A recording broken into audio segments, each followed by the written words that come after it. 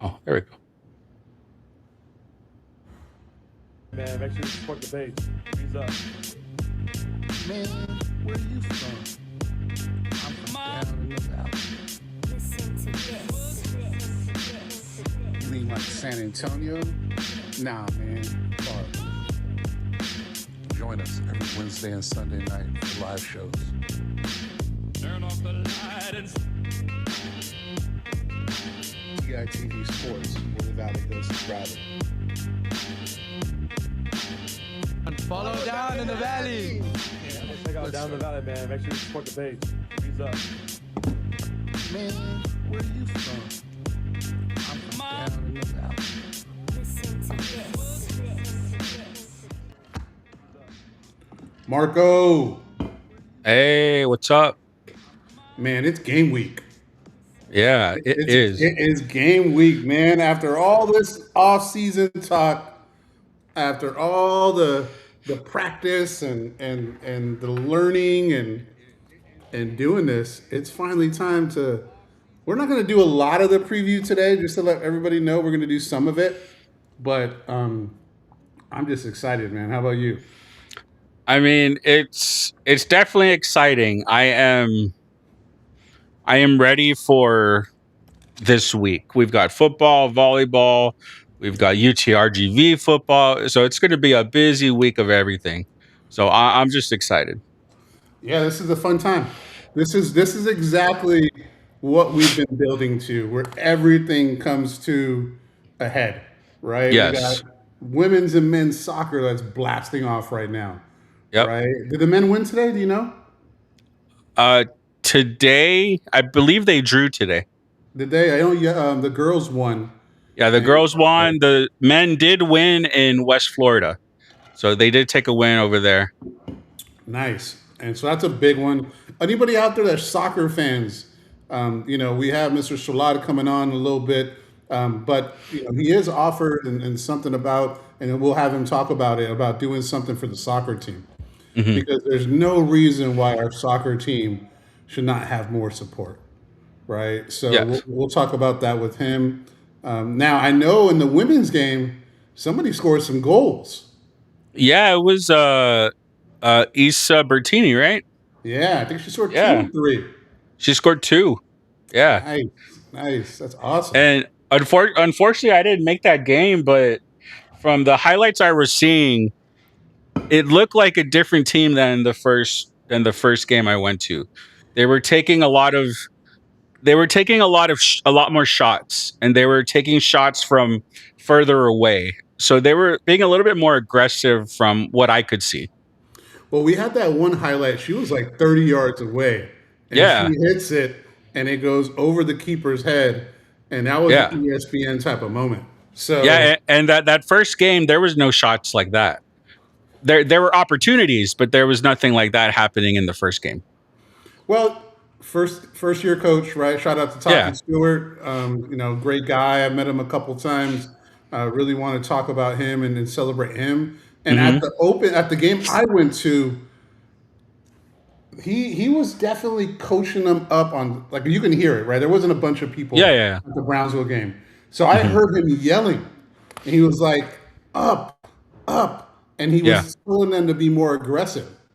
Yeah. And so, reps and things like that when it comes to a team sport is going to make a difference. So I hope this is a good sign to where the second and third game he starts seeing what he wants. He's able to get the girls to be able to, or the ladies, to be able to do that, because it seemed like he wanted them to be more aggressive.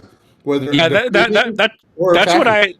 that's what I expected going to that first game, and it wasn't happening. But like I said, the highlights against Prairie View, there was definitely a lot more of that happening. So that was cool. Yeah, so we're looking forward to that and seeing what they do, and we're still going to be following that, men's and women's. So I know you went to the first game, right, and Yep. checked them out, and then the second game was there. What do we got going on this week, man? Let's talk about it, because we got a lot of stuff. So I guess we can start with, let's start about what's yesterday. Yesterday. What was yesterday? You forget yesterday already? Yes. What happened yesterday? We went to the autograph signing, man. Oh yeah. Yes. We went to the autographs. I guess I'll talk about it because I Okay. remember. So yesterday, the guys at Vaquero Outfitters, with shout out to Ben, really cool guy with Vaquero Outfitters, and they have some giveaways going. So we'll talk about the giveaway that Mr. Solat has with RGV Tours, but Vaquero Outfitters also has some giveaways with RGV Mhm. Tours. So if you guys are looking for tickets, you're looking for access, please go onto social media, go to Vaquero Outfitters, RGV Tours that you can see on top. We have their logos. You can follow up on social media, but there's a lot of giveaways going on. So yesterday, Vaquero Outfitters had 8 players at the autograph signing. So Yeah. that was fun. So we got to talk to the Goods, which is a funny Mhm. story. I didn't know that I created that nickname to him. I thought Okay. I, I just liked the nickname. And I went up to him yesterday and I asked him, I was like, hey, Goods, do you like that nickname or am I messing up? He said, no. I said, no. He said, it's fine. And his parents were there too. So I spoke to his parents, shout out to Christy and Marvin, and we were able Mhm. to talk about it. And I guess I did come up with it. He said, I'm the only one that started talking to him about that. And then Nick Hughes is a troll, apparently, he said, because he messes with him and calls him the Goods. So I guess Okay. we can say we came up with that, the Goods.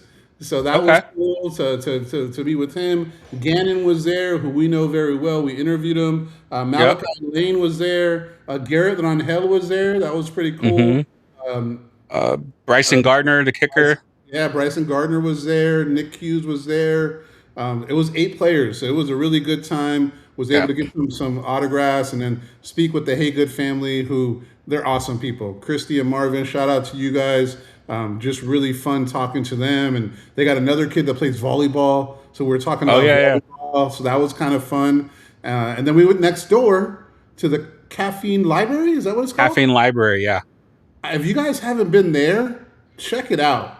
My wife is kind of like Marco, and they read a lot of books, right? So if you like books and you like And coffee, coffee.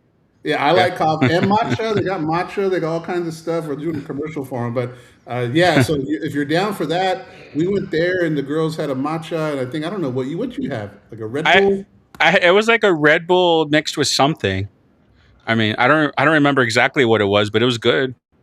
I mean, That was cool. And there's Caffeine another. Library, Caffeine Library. If you're listening, sponsor us. What's up? We're talking about I will take advantage of that. I will take advantage of that sponsorship. Hey, you never know, man. So if you're getting in early, get in early because obviously we're gonna scale this thing. But that was fun. I like the environment. They're cool. They had bags, like custom bags that they were selling. Yeah. They had some really fun stuff. And then that's a crazy story.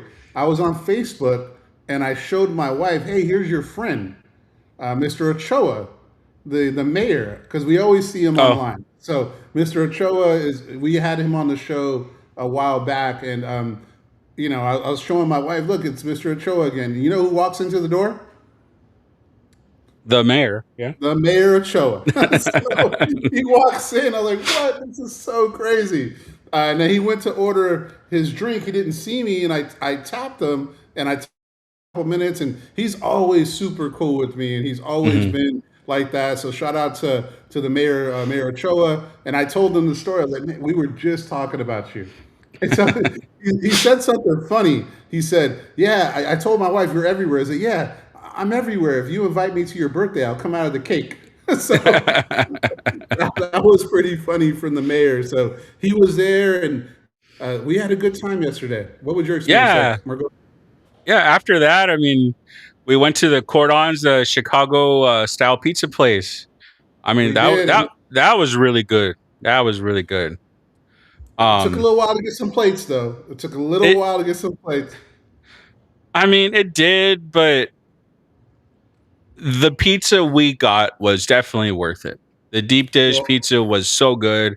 Um, the one you got accidentally was also very good. it Um, was good. It was yeah, good. And I was supposed to get a deep dish, but I ended up getting what did I get?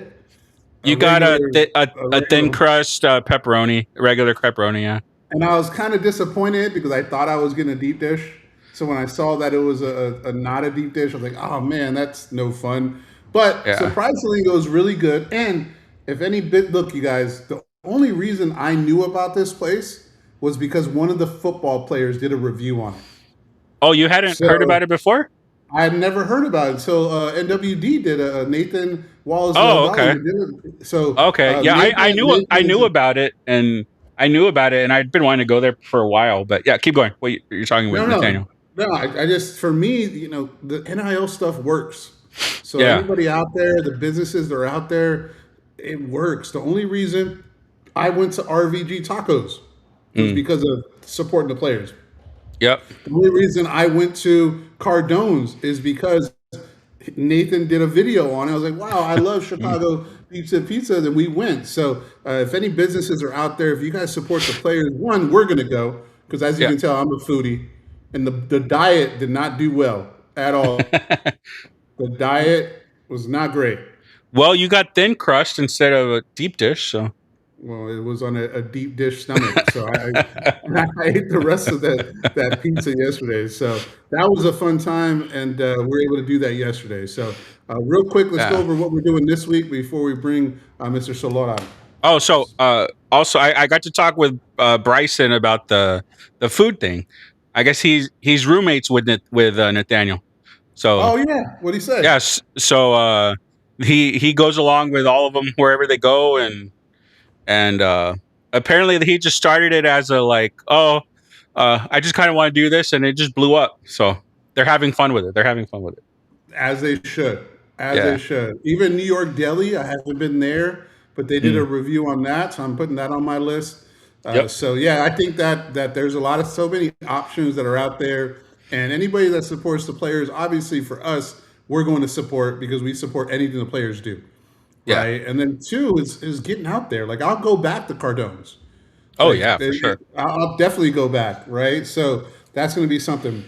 Now this week, just to let everybody Yep. know, right? Tuesday we got So you're you going you to want the me to? volleyball game, right? So I can talk about the stuff I'm going to. Yeah, real quick. If you want, yeah. So Tuesday, I'm going to Sharyland Pioneer and McAllen Memorial Volleyball. Couple of the top 4 teams in the Valley going off there, so that's going to be a good game. Thursday for our first DITV game of the week, I'll be heading out to PSGA to see the Bears and Mercedes take a battle for that, and then Friday, UTRGV volleyball gets it started in West Virginia. So my countdown will finally end on Friday. And then are those on ESPN Plus? Do you know? They should be. They should be on ESPN Plus, yes. Okay. And then what are you going to this week? I might sneak my trip Tuesday to go with you. I'm going to see what I can do about that. I got to look at my work schedule. Right? It's at 7. It's at 7. Okay, perfect. I And might have to do that. if you need a place to work, you can come here, obviously, or Caffeine Library, We can do both of those. So that, and then Wednesday we got our preview show. So we're going to preview UTPB, and we're going to preview the Mercedes game against Yep. PSGA, and we're also going to preview Laredo Alexander versus Los Fresnos, which is the game I'm going to on Friday, right? So we're going to preview that. I've already started doing that. We dropped a video on Los Fresnos today.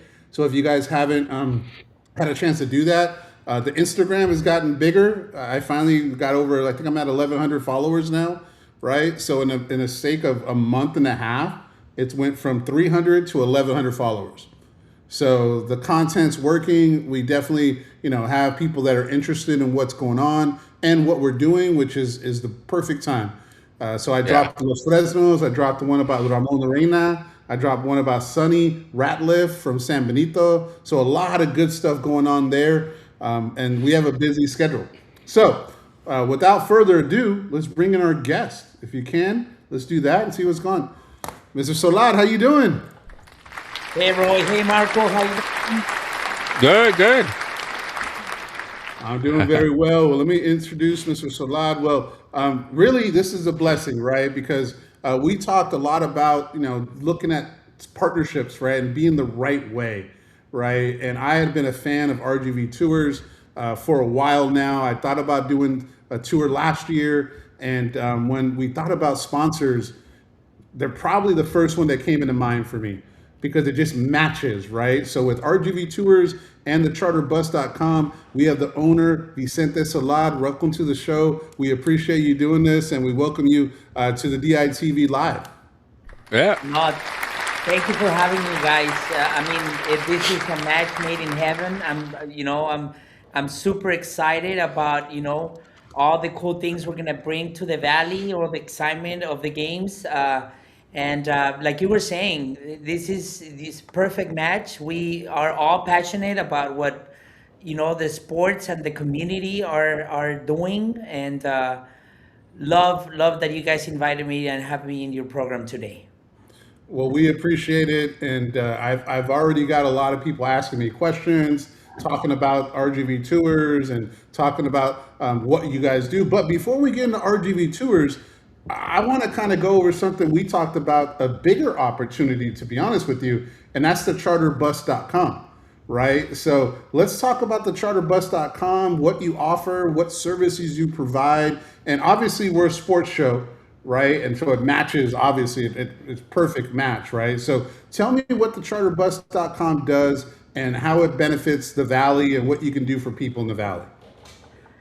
So yeah, thank you, Roy. The charterbus.com was born 19 years ago, and it's the transportation side for what we do, right?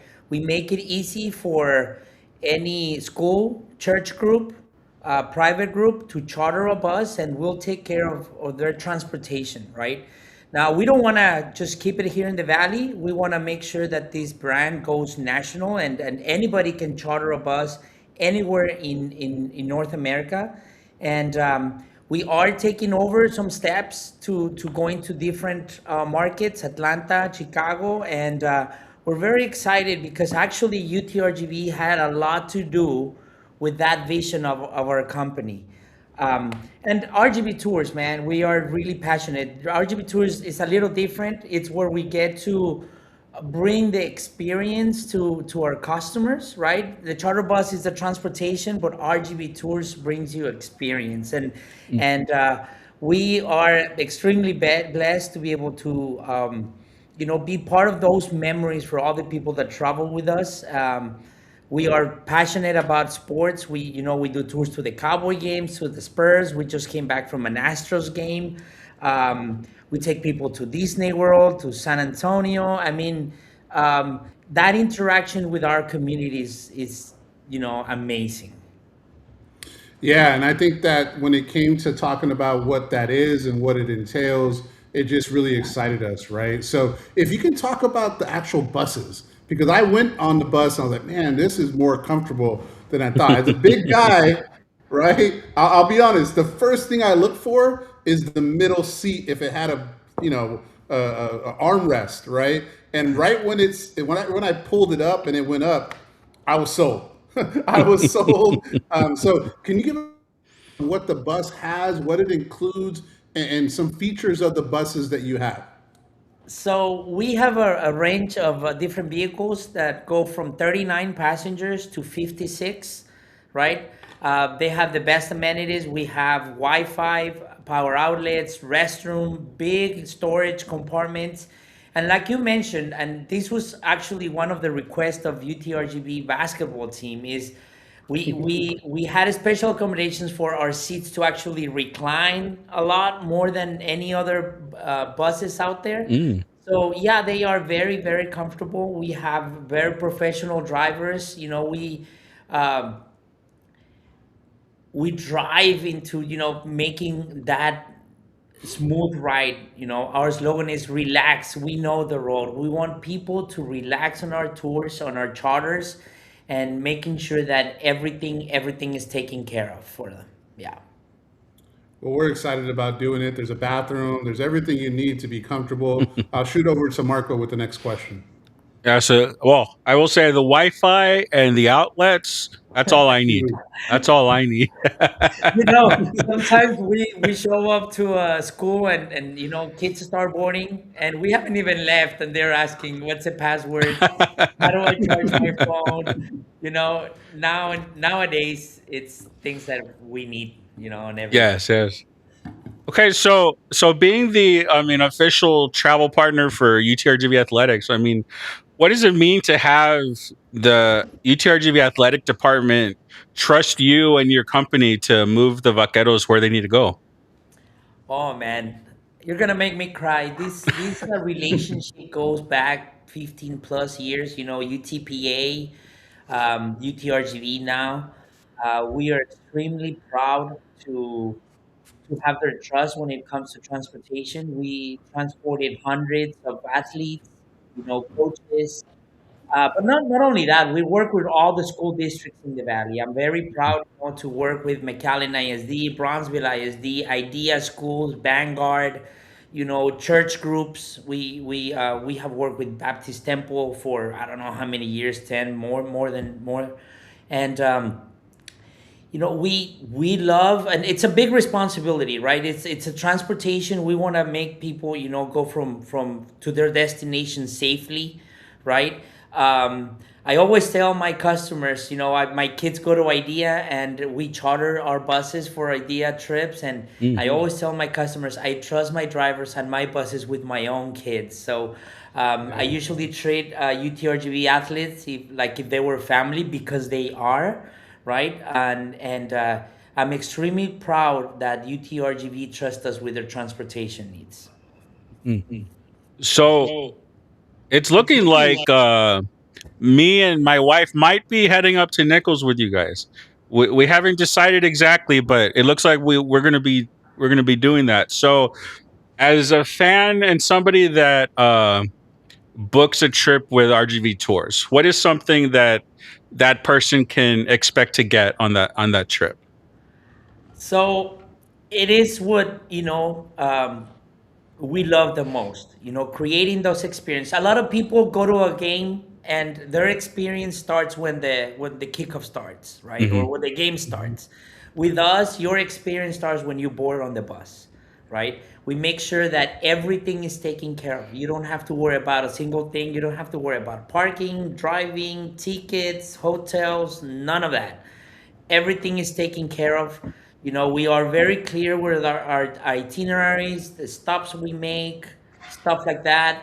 That Nichols game, we are gonna visit a casino, so be ready to gamble Hold a little on, bit and hold on, fun. hold on. I didn't know that. Yes, you No, did. no, You told us. I don't remember. I don't remember. So hold on. Part of the trip is going to a casino.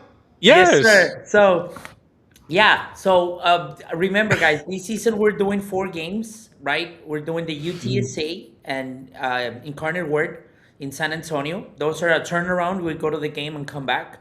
Houston Christian as well, right? But on the Nichols, it's a little bit farther. It's a little bit bigger ride. So we are gonna spend a night hotel.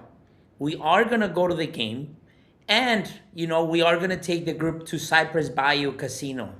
So it's gonna be a lot of fun, and we still have some seats. So Roy, let's go. Well, I'm just saying. I mean, if anybody out there just likes to go to a casino, you can go to his casino, watch a game, right, and then be I able to mean, experience that that. that is why I want to go on this Nichols trip. I want to go to the casino. Man, man, well, sometimes I forget, right? But even then, like that's a big deal because obviously casinos. A lot of people go all the way to Vegas. They got to do different things. If you can do something that you get to support our local team and be able to do it, that's awesome. So I Yep. wanted to talk to to UIW and to Houston Christian because those are the ones I'm going to. So when we go to these games, is the ticket included? Is there a tailgate? How does that work, Mr. Solat? So yes, again, we try to include everything. Transportation, it's $120, right? And that includes the transportation, the ticket for the game, and a game day T-shirt, right? We put you in front of the stadium. There are tailgates there, in the parking lot, and we do bring refreshments.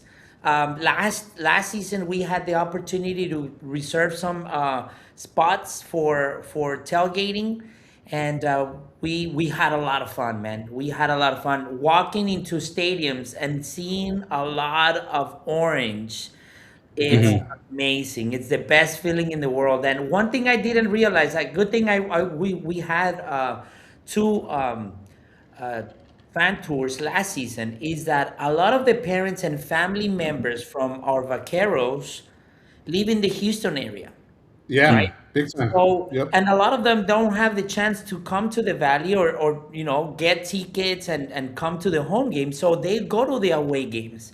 So we show up, we had a bus of 45 people, more or less. And we're thinking we're gonna be the only ones. There was 500 people there. And it was amazing to see. Amazing.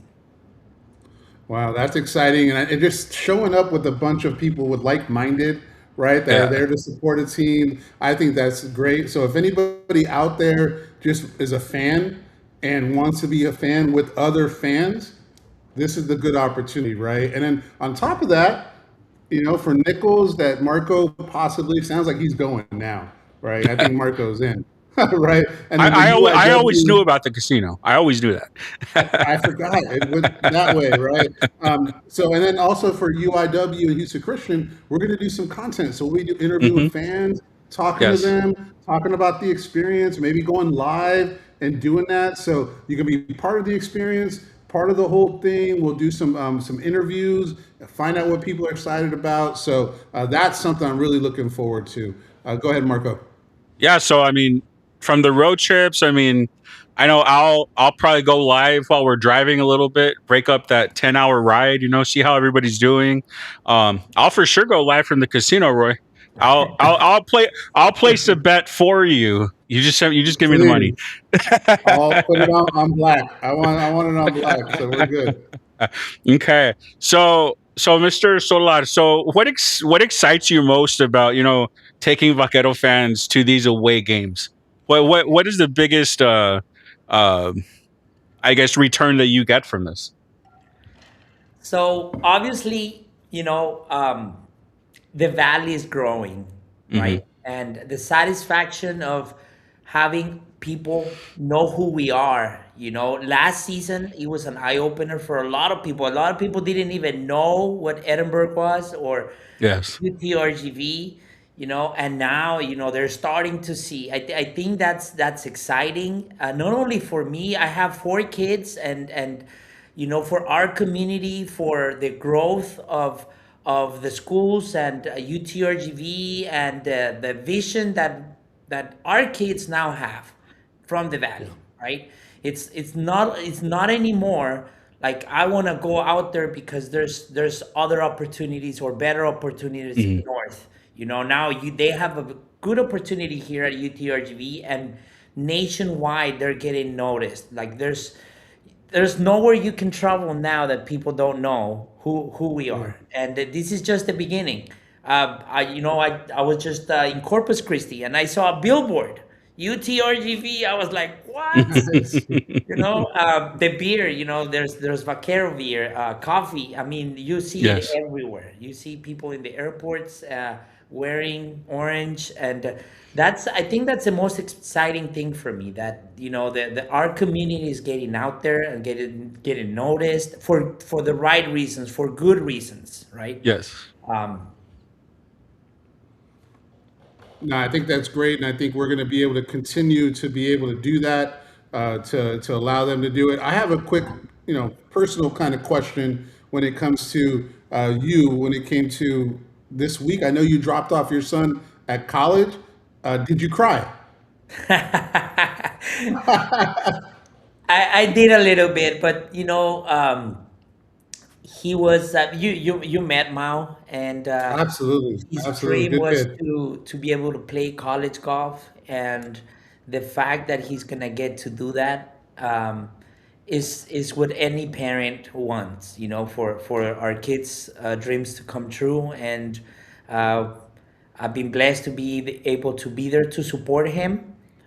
He's an amazing dude. He's a great kid, valedictorian of his class.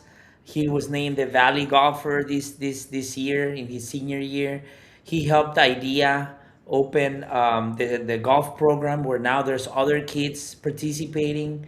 And I told him the sky's the limit. I know he went to a junior college where he's gonna have a hard time, being on the team and traveling in every tournament. And he's gonna learn a lot, and we're just so blessed, so happy for him. But yeah, I did cry a lot. I wrote something for him. I was reading it because otherwise I wasn't gonna be able to say it. Uh, and I miss him a lot. Today, we went to a tournament, a golf tournament, and I wish he was there with us. Yeah, no, I went through that last year with my daughter, and I just dropped her off at UTSA for her second year. It wasn't as emotional; it was more exciting for her. But you still get it. You're driving off, and you're thinking, "Man, this." To me, it more was I'm excited for them because I remember going to college and knowing the feeling of just being excited because of just knowing what's out there. So I'm excited for him. I'm excited for my daughter. I want to talk sports, right? Because I know you're a fan. What do you like about this team? I know you went to the scrimmage, right? What did you see, and what are your thoughts on this team coming up this year? Um, they set a really high bar last year, right? A lot of people had zero confidence in them, and they did an amazing job. Um, I'm very impressed. I'm very impressed because not only football, you can see it in all athletics, all the programs. They work really hard. They do things the right way. They have a lot of support from the community, of course, but I believe they have the support because the results are there. It's I mean, look at volleyball, look at baseball, the golf teams, Yes. swimming, diving. It's just amazing, right? What they're doing, and a lot of it has to do with the leadership. With Chase coming in six and a half years ago. I've been working with UTPA and UTRGV for many, many years, but what I've seen in the last 6 years is just amazing, and the results are part of all the hard work. I mean, all the guys, I don't want to miss anybody, but all the guys that work in athletics have been doing a great job. They choose the right people. Coach Bush has been amazing, but I had the opportunity to chat for about an hour and a half with the basketball coach the other day at the soccer game, and Yeah. it's amazing the work ethic and the family and the community that they're building. It's amazing. Last year, what was your favorite moment about last year? There were many, Yeah. I believe it was seeing our buses coming in with the team on an away game. Oh, yeah. Lamar, seeing all the buses coming in, I was almost crying. But I really like I that game that we lost because of that field goal. I don't know, 50 some yards. I Mhm. can't remember how Yeah. long it was. I was I'm very competitive and I don't like losing on anything, right? I was amazingly proud of the team, even though they lost that away game because they fought and we had them and they had no idea what we had in store for them. And it was Mhm. so close. I think that was my favorite moment of the whole season, right? Seeing them, and I was me and my kids, my family. Rodrigo, my 9-year-old, was screaming, to the other fans, and it was amazing. And you're gonna be part of that this year. I'm glad you guys are traveling with us. Like you said, we're gonna take you guys there, but you guys are gonna bring back DITV is gonna bring back um, that excitement to the valley to your viewers. So Yeah. I'm really excited about that. Yeah, we're excited about it too. And, you know, not only would you have a client, because I would have probably done it anyways, right? Now, I mean, just a partnership that makes sense, right? A partnership that to us, we're going to grow with it. We hope to have it for the future, right? And get people more involved. Tailgating. I know we have, we're going to be in a suite also having some fun and doing some fun stuff there, doing some content there also. Anything else exciting going on with RGV Tours and charterbus.com that you want to share? So we have a lot of giveaways, guys. But aside from giveaways, aside from the business side, I'm very, very proud that we can help the community get engaged with what we're, not only UTRGV is doing. You get mentioned that you're going to a PGA game, right? Um, all the valleys, Sherryland ISD. I mean, all the events, the volleyball games. We get to be a part of bringing that community, engaging them with our local athletes. They need our support. I've been blessed to have a lot of the teams here at our house for pizza parties, and they're just kids. And I think of my own kid right now. He's in college, and how I would like for him to find a family that brings him in and invites him and takes care of him. I think that's what we need to do as a community. We need to show up on their games. We need to support them. And just you mentioned it earlier, before I came in. Volleyball, baseball, football has a lot of following. We need to help also the soccer teams. We need to bring fans to those teams that um, are out there at 11 in the morning, man. Hmm. it's it's hot, but we need to do something about it. So I'm trying to reach out to soccer fans, soccer teams, especially from the Bronzeville area, Harlingen area. I'm offering a free bus to bring a soccer team to come and watch the soccer games for men's and women's UTRGV. Mm. If you guys know of any soccer coaches, I already sent at least I think about 15 coaches. I'm waiting for some replies. I'm working with BISD on that, but I would love to be able to bring soccer players to watch the soccer games and open the eyes of all those students and tell them, hey, we have Division 1 sports here in the Valley. No, that's great. So if anybody out there that's listening and they're part of a soccer organization, a soccer club, a high school soccer team, please reach out to Mr. Solar on his social medias. He's offering this, and you never know. If he gets more than one, maybe he's gracious enough to do more tours to be able to get people to Edinburgh and to watch the soccer team. So spread the excitement. If you guys know anybody, not yourself, tell a friend, tell everybody you can. It's just a great opportunity, and I want to commend you, Mr. Solar, because I know you're passionate about it, right? It's not fake.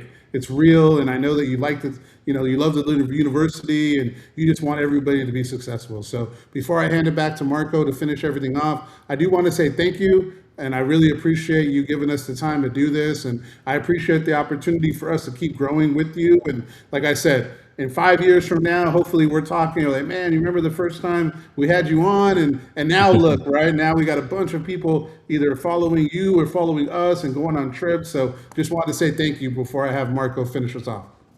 Yes, and the same thing for me, Vicente. Thank you for having us along on this journey and helping us out with this. It means a lot that UTRGV and just RGV athletics and students mean as much to you as it does to us.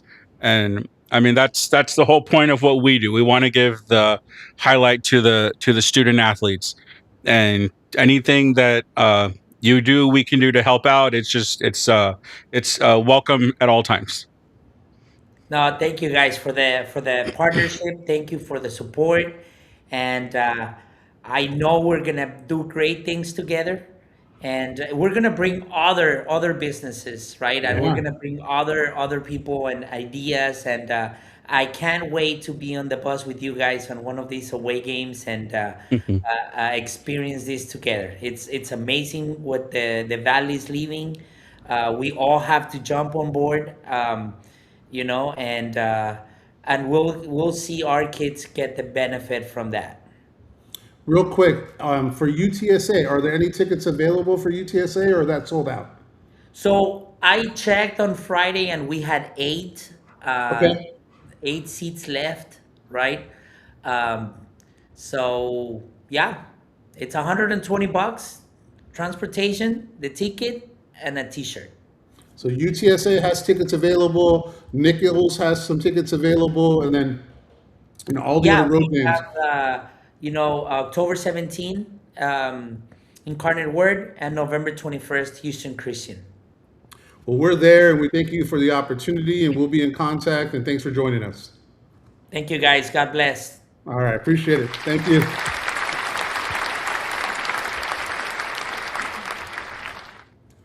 Man, Marco, I'm excited. Yes. I'm Yeah. excited, man. Now, I mean, I don't gamble too much, but it sounds like a fun time to go to the casino. I mean, that's why I want to go to this one.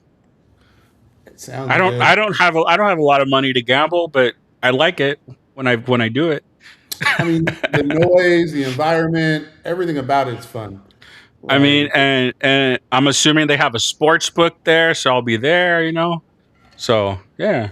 so it's Louisiana just open like regular like Vegas, or how's it work in Louisiana? I don't know. Yeah, Louisiana casinos are legal, yeah. Love Yeah, it. Texas nothing is legal here. Ooh, here we go. We got the first one. Let's get into it. Marco. So he said UTBB plus 17 and a half. So he's taking the. He's saying UTPB will lose by less than 17 and a half. See, I need coaching on that.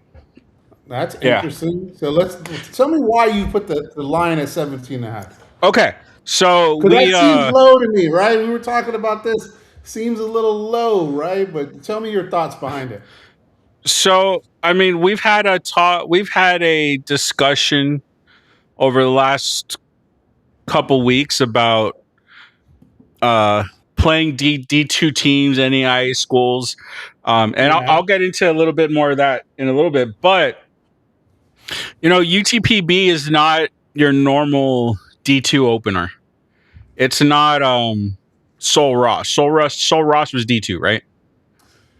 Yes, Sol Ross is Yeah. decent. It's not Sol Ross. So they were 11-3 last year. They reached the national quarterfinals. They finished as, I think I saw, like number 3 or number 5 nationally. I think it was number 4, but yeah, top. Yeah, they were somewhere the in top there. 5. Mhm. Yeah, so I mean, this is not just a pushover D2 school. So I feel like this game, considering how many questions we have on our side of the ball, could be a lot closer than maybe Valley fans would like to think it's going to be. Again, this is not Sol Ross. Sol Ross was an easy win. Yeah, Langston, same thing. Like they were not good teams the year before. Like they were No. and they're supposed to be bad again this year, those teams, right? This Yeah. team is coming from an 11-3 season, right? Their head coach got another job, which means that he got promoted, right? Yeah. And so I would have to agree with you. I think 17 and a half is low in my opinion, but that's why we have So- the conversation. That's why So we you're have the conversation. so you're taking UTRGV minus 17 and a half. I am. Okay. I honestly think we're gonna do a 40-point win, in my opinion. Right. Okay. And I don't know how detailed we want to get because Wednesday we're gonna do a full detailed preview of this team. And Well, I mean, we can talk about that Wednesday, but so you think you're taking UTRGV minus 17 and a half. Okay. 100%. 100%. I think that, yeah, we have questions, right? But we talked about this last week where our depth, our number 2s and our number 3s should be better than their starters. Now, without going too much into detail, they had some good players last year that went on and played for other schools. Their quarterback was going to play for Abilene Christian. Yes. Right? They had other transfers. I got some other stats here. I don't want to go too much, but Yeah. they had other, they had another guy go to Iowa State. Yeah. So So guy go to West Virginia. So it's not like they weren't, the talent left, but they had talent on the team too. So they did, but like that's not to say that the team behind them were slouches. They were just behind those now D1 players, So looking into all this stuff, I just feel like it's going to be closer than we think. Yes. And I mean, So obviously, 17 and a half, you're making it sound for sure I like mean, it's going to be. That to so me, if it's 18 points, man, I'll be honest. I think that's an L. It's not I an L, but to me, I would walk away feeling like, I would be really worried if we only win by 18 points. okay. So can we get into what I wanted to talk about the Let's get the into it, postseason man. stuff? Okay. And I'm already doing scout on this team. I know this team already, but I'm interested in what you're going to talk about. So, I mean, like I said, we've been talking about. You want to read what Marco says real quick? It says, "I'm not worried about our defense, more so our offense. I feel like this is going to be a sloppy opener with both teams taking a while to get along." I would have to agree, but we'll see on that one for sure. Yeah, and I mean, the longer the game takes for, let's say, our offense to get going, the better chance UTBB has to take it. That's the problem. Like I said, another show, we get 3 and outs, and they score a touchdown. We're scrambling, man, and that's not cool. That is not going to be good. If we go 3 and out and we do that, hold on, what do we got here? Well, I'm just opening. Okay, full screen or what do you want? No, let's do half. We want to see our dirty faces. Because what if we say something good? Well, we're only going to see your face. Why can't we put both of us on there? We can. I just need to change the things. I'll learn how to do something like that. What is that, under layers or something? Oh, there it is. Don't worry about it. Don't worry about it. You don't want me to mess it up. I'll do it. Don't worry. I already know. That's okay. Fine. So, let me go over here now. So I looked into the last 3 years of at-large bids for FCS schools. Okay, hold on. So let's kind of preference, because this is different than what we were talking about. What are we talking about here? Okay, so the conversations we've been having with Samuel and the Rev were, do your non-conference, who you schedule for non-conference, does that matter for getting an at-large bid into the FCS playoffs? And your argument has been no, because we play a full D1 conference schedule. I've been on the other side where, yes, you need to play quality opponents to be able to get an at-large bid into a tournament. I mean, we talk about that with baseball and basketball and RPI and all the time. So I did digging into 2025, 24, and 23, but let's just start with last year, which was the year that is relevant to us because that's the one we were talking about. Mm-hmm. So there were 1, 2, 3, 4, 5, 6, 7, 8, 9, 10, 11, 12, 13. There were 13 at-large bids last year into the FCS tournament. So 10 out of the 13 played an FBS opponent. Okay. The records against the FBS schools were 1 and 10. So one thing that was clear out of all the 3 years, you need to play an FBS opponent for the most part, and the record doesn't matter.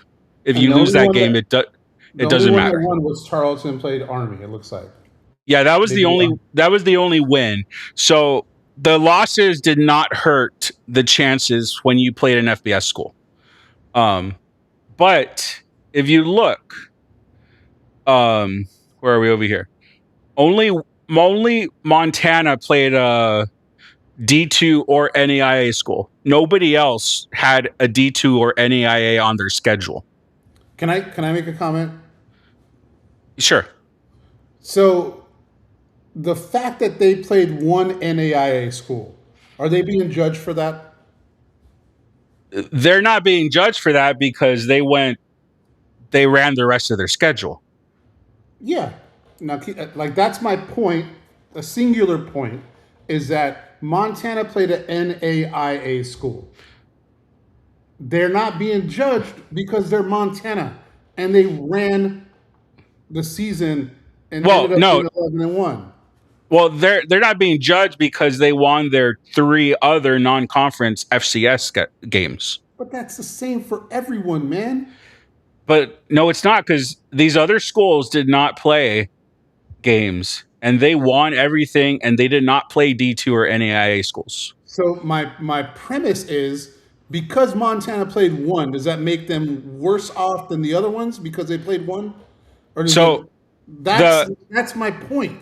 So Sorry for the you. rest of the point that I was looking up into this was, and Samuel had mentioned this, which I really didn't understand, but I understood it more after looking through this, was that the committee is looking for, they have a number of 7 D1 wins. And technically, we did not have that because of the 3 schools we played for non-conference last thing. Okay. Our number was at 6 D1 wins because our 3 non-conference wins didn't count towards that. Because they were D2 and NAIA schools. And that's coming from the committee and what they're looking for. So and if you look at the last 3 years,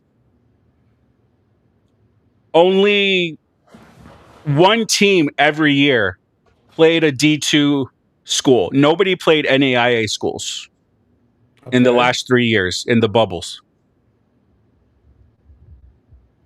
So, again, this is the last 3 years. The records versus FBS were 6-33. So that obviously doesn't matter. The D2 teams, there was only one per year in the bubble teams, the at-large teams. And none of them played NAIA schools. This was a weird one. It was like the team wasn't affiliated with anything. So I don't know what that counts as. Like no, that was a weird one. They're like, I don't even, they're like I don't even know. That one doesn't make sense to me. But what the committee wants is, I mean, at least what from what I've gathered, they want you to play an FBS school, and whatever happens in that game doesn't mean anything. But I agree with that. 100%. But they want either one or none FCS school or lower than FCS, and you have to win those games,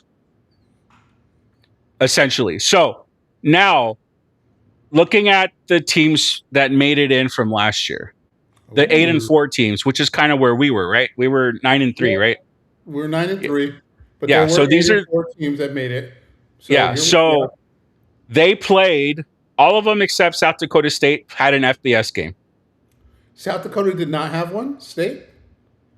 South Dakota State did not have an FBS game. Interesting. Okay. And all the teams lost their FBS game, which again doesn't matter. Doesn't matter. These are FCS non-conference games. Everybody had 3. South Dakota State had 4. So they didn't play an FBS, but they had 4 FCS, 4 D1 games. And these are the records in all those. So, and they're FCS games. None of them played D2 or NAIA. Okay. I'm going to keep listening. Keep going. Yeah, so if you look at our record, if you put us at 9-3, like here, that would mean we would have a 0 FBS, 0 FCS non-conference, and 3 D2 NAIA, which would have, looking at this, completely just disqualified us. Okay, I see what you did there. I like that. Yeah, this is last year's. So, but looking at our schedule this year, our non-conference schedule this year puts us in a much better position because we have UTSA and Central Arkansas. We have an FBS and a D1 non-conference. The only problem is UTPB. So the schools that did play D2 games, they clobbered them. Yes. So as they should. It should not be 18 points. No. So if we don't win by 40, that might keep us out of the bubble talk this year because it was a D2 school. Okay. That's what I'm saying. Let The other two games are good for us. UTSA is going to be a plus. It doesn't matter how we do. Central Arkansas has to be a win, though. Absolutely. Yes. Got to beat them.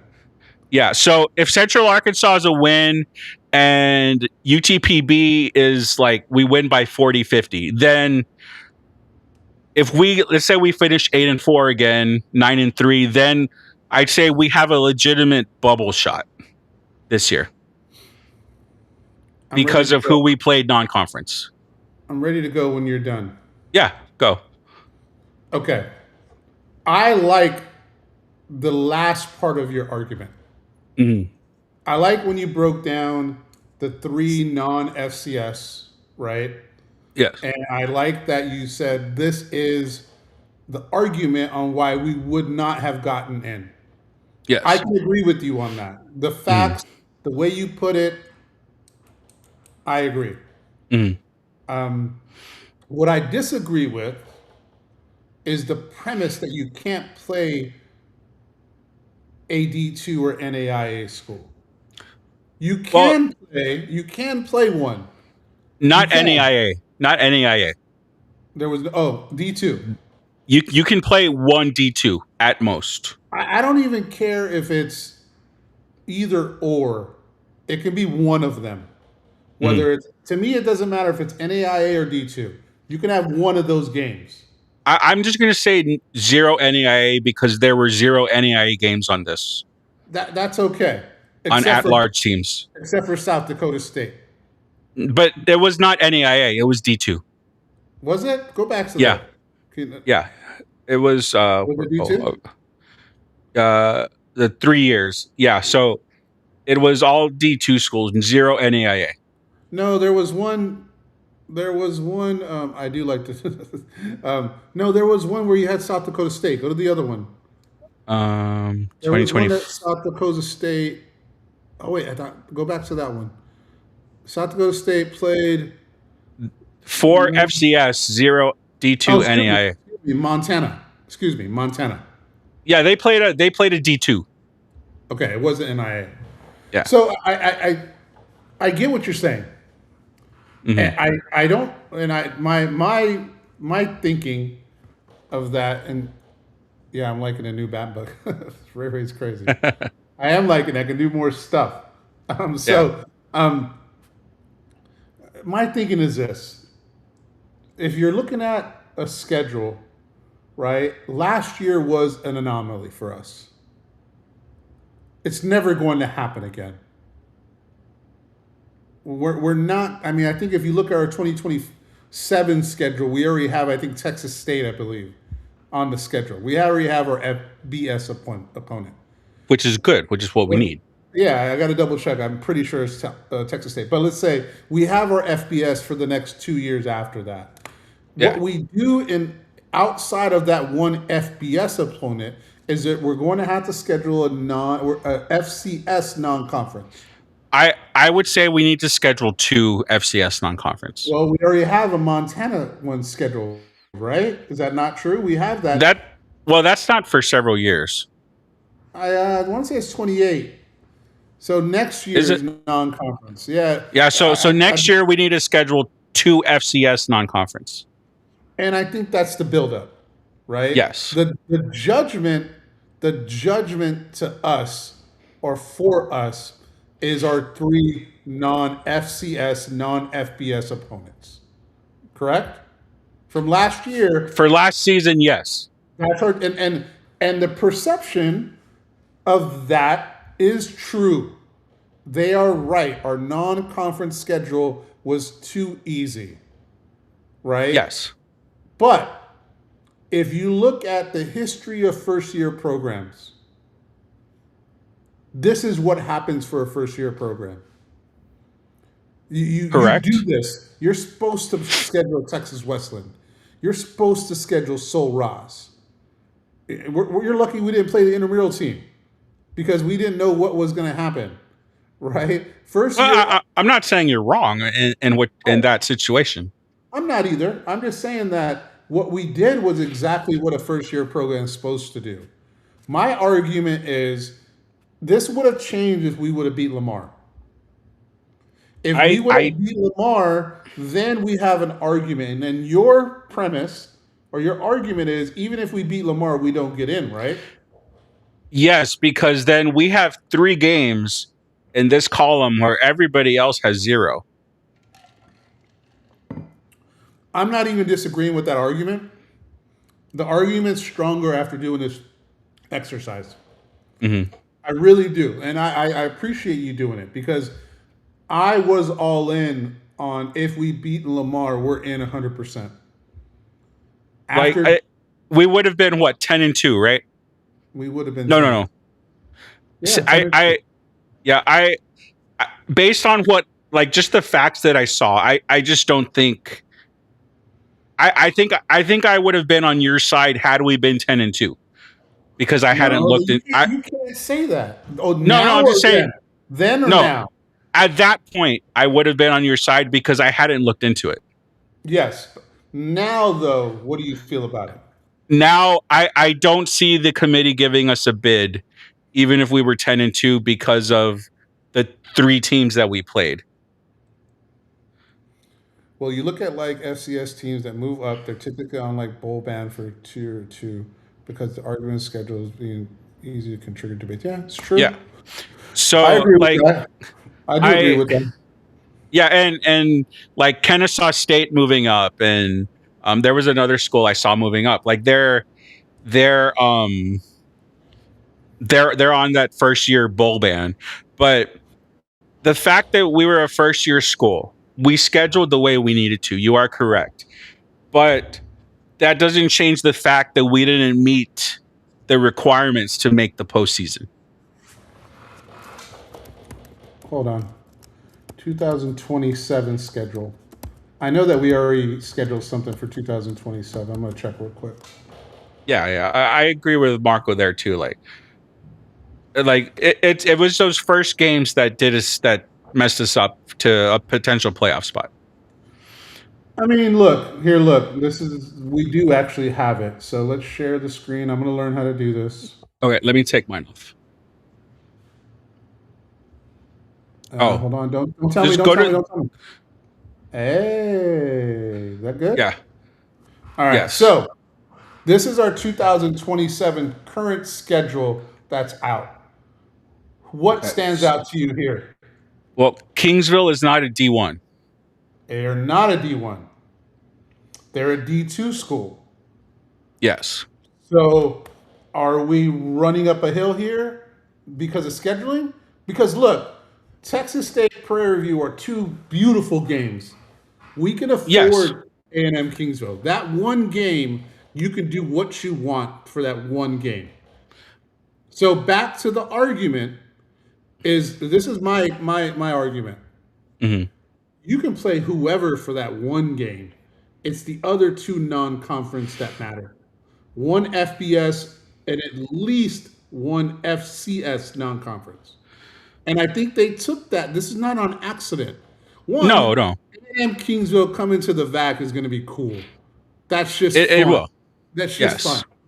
Just like us going to the Alamo Dome is fun. We're never going to A&M Kingsville, ever. Yeah. We shouldn't. And forget what everybody else thinks. UTSA's never coming to the VAC. No. They're not. They shouldn't. It's like LSU's never coming to the VAC. Mm-hmm. Houston's never coming to the VAC. Texas, none of them are ever coming here. You take that money that Texas State is going to give us, and we go there. Yeah. So that was one of the things that I also saw here was doing the research. One, take that money game. Take that money game, go take it. It doesn't matter what you do. And then you have to schedule at least 2 more FCS games. You have to. The only reason I will say for us this hurts is because we only have 3 non-conference. Everybody else has 4. So they're going to have a chance at one more Division 1 win than we are. So when you only have 3 games, do you take the chance in playing a D2 school, or do you do 2 other D1 schools to strengthen your resume? Well, we've only scheduled 3. Are you controlling the screen or is it me? That's you. How No, do I well, get- the reason we only have 3 is because of our conference. Because now we're playing everybody. There's only room for 3 non-conference games. Marco said something, not you, Marco, the other Marco said something very true. The Sac State game, yeah, but then we replaced it with Central Arkansas. Yeah, that so was we a replaced trade-off. it with Yeah. another D1 school. So yeah, yes, but we replaced it with another school. I don't Yeah, know why I can't control the screen. you need to go to the tab that you're sharing. Studio mode. No. Turn off studio mode. Turn off studio mode. Are you trying to control the schedule? Yeah. Yeah, go to that tab on your browser. Get away from FMux. Go to that tab. Yeah. I know. Well, I'm in full screen. That's what it is. Okay. Yeah, so that's the only problem with us. We only have 3 non-conference games, and that's because of the conference games we have to play. Well, here's the next year. Here's 2028. Rice, So 3D Central Prairie View. 3D1 schools, which is perfect. That's fine, but we're going to add one probably here, though, right? Not if the Southland stays the same, because then the other games are conference games. So in our current setup, we're only going to have. We can only do 3 non-conference. Yeah. You see if they have 29. Man, we're playing Prairie View 3 years straight. I love that. I love that. They're coming here. We're going there. Yep. I love that. And Prairie View, man, I don't know if anybody's followed Jermaine Jackson.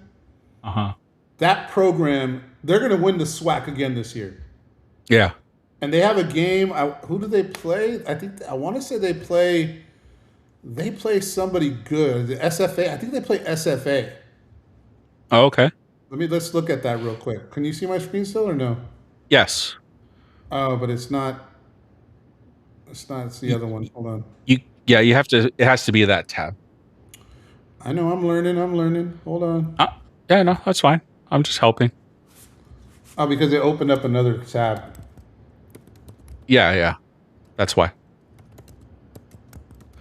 Yeah, so that's the problem with well, I guess any Southland schedule is you only have 3 non-conference games, so you can't really afford that sub D1 game unless you go 11-1 or whatever it is.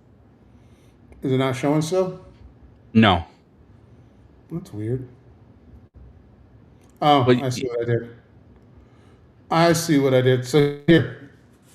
There you go. Yeah, SFA plays against Prairie View, man. That's a huge game on September 19th because SFA can lose that game. Yes, and if they do, that hurts their seeding at the end of the year. That's a tough one. Yeah. And September 19th, I don't know what we're doing that day, but man, 19th. That's a game to watch right there. Yeah. That is a game to watch because that's going to be something. Who are we playing that day? Let's see what we're playing. September 19th? Let me look. Well, the 12th is Nichols. We're Southeastern at home at 7. So we won't be able to watch that game. But no, that's McNeese. No, the 19th. Oh, it's October. Excuse me. McNeese. You're right. Yeah. And we're playing that at home. At home, yeah. Okay. What are your thoughts on SFA versus Prairie View? I mean, Prairie View's a good team. I mean, are you done sharing? Yeah, I'm done. Okay. So let me fix the things. So, I mean, Prairie View's a good team. So, like, this is going to be a quality win for them if SFA wins. But if they lose, that definitely affects their chance at a top national seed. So unfortunately, those are the games you need to play to get yourself into a playoff spot. And you don't have to go undefeated, but you need to win at least. You can't lose more than one non-conference game for the most part. But I think that we knew this. Yeah. We knew this last year. We knew this 4 years ago when we put our schedule together. We knew the first year we're going to do what we did. Sul Ross, Texas Westland, right? Langston. We knew that. And we knew year 2 we're only going to do one of those games, which is the game we're doing this week, which is UTPB. And then Correct. year 3, right, we're doing one of those games again. And it's Kingsville. Yes. And I bet you year 4 we're going to do one of those. Those games are okay. Well, right? year 4 we're not, because we already saw that we have 3 D1s on the schedule. Oh, okay. So then that's done for that. So unless whoever was making the schedules was like, okay, our aim is year 4 is where we're prime time, baby. We're legitimately making a push for the playoffs. Where we're one of the biggest recruiting classes, right? Biggest transfer portal class, best recruiting. Like, we're going to be, in my opinion, if we have a good year this year, and I'm saying good as in 8 wins. Okay. That's a good year. I of course I want us to be 12-0. I'm not, I'm not a knucklehead, but an 8-win year is a good year. Yeah. If we have 8 wins, this coaching staff has already made the decision by this 2027 class to go all in on recruiting early. And 2028 is going to be the year where we are going for that playoff spot. Yeah, I mean, hey, I want to do it this year. I would love for us to play our cards right. Quarterback hits, whether it's Rangel or Jacobson, one of them hits. Yeah. Running back, whether it's Lane, Dement, Garcia, Carroll, one of them hits, right? Mm-hmm. Receiver, Alex Green, Jalen Smith, or Cord or Glenn just turn out to be 1,000. One of them hits as 1,000-yard. All this can happen. Yeah. Right? And we can get over 8 wins. Yeah. But if we get to 8 wins and we make this a successful season, these recruits haven't even been to a game day from 2027. Yeah, correct. They haven't. The ones that signed, I don't think any of them have been to a game day. I mean, they can't make any official visits until their senior year. And I think we're going to have a lot of official visits this weekend. I'm not going to say who. We may have official visits this weekend. Yeah. And you know what they're going to see? They're going to see me rowdy. They're going to see exactly what we want them to see. Yeah. They're going to see the 956 going ham. Yeah. They're going to see people everywhere. Excitement. You're going to see cowboy boots, cowgirl boots, right? Yep. You're going to see the hats, the ribbons, the buttons. You're going to see everything we want them to see. The barbecue, the guy with the freaking 30-foot barbecue pit, right? You're going to see shattered up media doing cool interviews. You're going to see, the stands packed 2 hours before the game. Everything that one drone video that I put out shows, they're going to see that. And then you know what's going to happen? The next weekend, they're going to have the next home game. They're going to have even more 28 recruits wanting to come down here and check it out. Yeah. Right. And think so that 2028 with that first 3D1 schedule, that's going to be Chase Ames' sophomore year. Oh yeah, baby. I mean, that's also a thing to look forward to. I mean, he's going to have hopefully a year under his belt, and that's true. That is true. But remember, it's not going to matter. It's not going to matter anymore. Well, no, he's talking about recruits coming. They come and see a struggle against UTPB, which is also what we don't want. Yeah, but but they also don't want to. Yeah. So I mean, it has to be a convincing win. Just like for the icing on the cake for that, yeah. If we win by 20, I wouldn't be happy. I would walk away unhappy if we won by 20, which sucks to say because, hey, UTVV is coming to play, right? You know, they're coming to do their thing. And I'm telling you, man, on Wednesday, I know this team. I've been studying this team. We're going to talk about what they have and what they don't have. And they have some stuff, but they don't have other stuff, right? And so there's a lot more holes that they have, and we'll talk about that. But if we only win by 20, I think that's an L, and I think that's only because if we play a D2 team and we're a serious contender for a playoff spot, that should be a 40-point win. It should be more, honestly. Looking at the ones that did play D2 schools, it has to be more than that. We beat one team 80-0 last year. So yeah, but that was an NAIA. That was an NAIA school. So they were dancing in the second quarter. Well, the game was over. I know. They heard like China. They were all over it.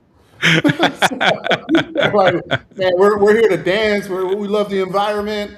I mean, I think that's still my biggest viewed TikTok video. It has like 15,000 views. There's a guy doing the freaking the cumbia on the sidelines. So, we should win by a lot. But 18 points to me, it's a good conversation. But you're basically, to me, it's a little bit rough. Let's talk about UTSA. Yeah, exactly, Marco. That's what I say. But if we lose by 20 or less, that's a win for us. And that's what the same rationale between us and UTPB. 100%. I agree. If we win by 20 or less, it's an L. If we go to UTSA and we keep it within 20, it's technically a dub to us. Mm-hmm. Even though on paper it's not, we're going to walk away and say, hey, we went into their house and they only beat us by 20 points or less. Now, they can make fun of us and say, but it's still a loss, right? I get it. They can make fun of us. Like that one viral video that's on about have you seen Vaquero Up, that video on Twitter that's going around all UTSA? Oh, you don't even look at that stuff. Well, let me set that up because I do look. So one of the UTSA social media, I think it's UTSA sidelines, they clipped a portion of the Vaquero Up show with our guys Tony, Ben, and they clipped what they were talking about. And this is where it gets. This is where doing this is very scary sometimes, right? Because you can clip us and make us look, whatever, right? But and I can probably pull it up if you like. But what it basically did, here, let's just pull it up, man. Can I pull it up? Yeah, that's fine. I mean, pull it up. I mean, we're talking the football. That's fine, and I still got the volleyball game to go over. But I mean, we have time. Okay. We're fine. Yeah. What time is it? 9:20. I mean, but we're talking meaningful stuff, so it's fine. It's good. I'm good. So let me. I agree. I agree with Marco there. I think it could be ugly for UTSA. It could be ugly. I have a feeling about that too. Like, what do you mean? For like the score. If we could go in there and we could beat ugly. Like they beat us like 70-0. All right. So do you want to? If they. Do you want to switch the screen or what do you want to do? No, just play it like this. All right. Look, I'm gonna play this. Right? Yeah, we're just playing the clip. So I'm not judging the clip. I'm not judging the people. Just like I don't want people to judge us. But I want to give context to the argument. Okay. So I'm gonna play the clip and I'm gonna, we'll talk about it. We come close, bro. And again, a win is not gonna be a huge surprise. I really don't see that. Honestly, I mean, and again, not only 29.5 point underdog winning on the road. I understand FBS that. beating an FCS on the road. But they're still, we got a lot of Valley people driving. But they're still looking at this team as a rookie team. Yeah. And if you look at it on the practice field, and if you look at it from when those coming back, they're not rookies anymore. I don't see a world where we don't have Garrett starting going into UTSA. Unless we don't want to show all of our cards and he's not playing. But that would be crazy not to take our best, I think, quarterback on the road. All right, so that's how I'm going to play because I'm not here to critique the show. Okay? I'm here to go over what they did. Right? Yeah. So the UTSA, did you already take it out? Okay. So the UTSA Twitterverse took that and spread it all through Twitter. Okay. Right? And I think the reasoning behind it is what they're trying to say is that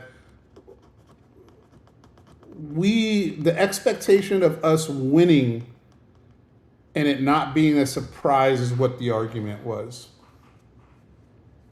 I think, I mean, yes, this is not going to be viewed nicely. I don't think by what they said by people in the Valley. I don't think we have as good a chance in this game as people are thinking we do. It's to me, look, man, I'm not here because as people come at me, whatever. I'm not here. I'm not in this false world where I'm like, hey, we should beat them today. I'm not in that world. My world is if we can keep it close and we can cause some drama in the first quarter. Yeah, right? if we can cover, I think that's a win for us. Well, covering is 29.5. If we lose by 20, that's to me, look, let's go back to our previous argument. No matter what happens, if we lose, it doesn't mean anything. No, it doesn't. But like it doesn't mean anything in a playoff sense. But I think like spectator wise, projecting the rest of the season, I think covering is a plus. I think it's how we play. It's how we play, and let me tell you why. Did I cut you off? You want to go more? Sorry. No, you're fine. Okay. It's how we play, right? If the first quarter were competitive, right? So what happened? You laughed at something? Who was it? No, I was just reading a comment. Yeah. Let's see. UTS game going to be like when you go against the older brother and get the courage thinking. I got a story about that. Can I tell a story? Story time with Revis? Go for it. Right. I got 4 sisters. Shout out to all my sisters. I love them with all my heart. But as I've said before on this show, maybe I haven't, they were cholas. Yes, you've said that. They are. And my dad watches. What's up, Pop? I'm not lying about this. And my sisters that they're watching, I love you guys. But so they would go around the neighborhood and beat chicks up. I've seen them beat chicks up. Okay. And they're wild girls, man. 4 of them, right? And they're, my little sister is a handful. Right, then the second youngest one, they're all handfuls. The one I would be the most scared of if I was a girl is my third one, and her name is Lupe. Like she is wild. Well, she went from beating all these chicks up to trying to argue with me, and she said she wanted to fight me. And I remember she came at me, and I think I was holding her head or something, and I said, "Mom, let me do something to Lupe because she needs to learn." And she gave me one pass. I think she said, and I might be saying this wrong. I think she said, "Don't hit her in the face." Okay. And I gave her a nice body shot, my little sister. I gave her a nice uppercut to the body. And she went down. Like, if I remember right, she started crying.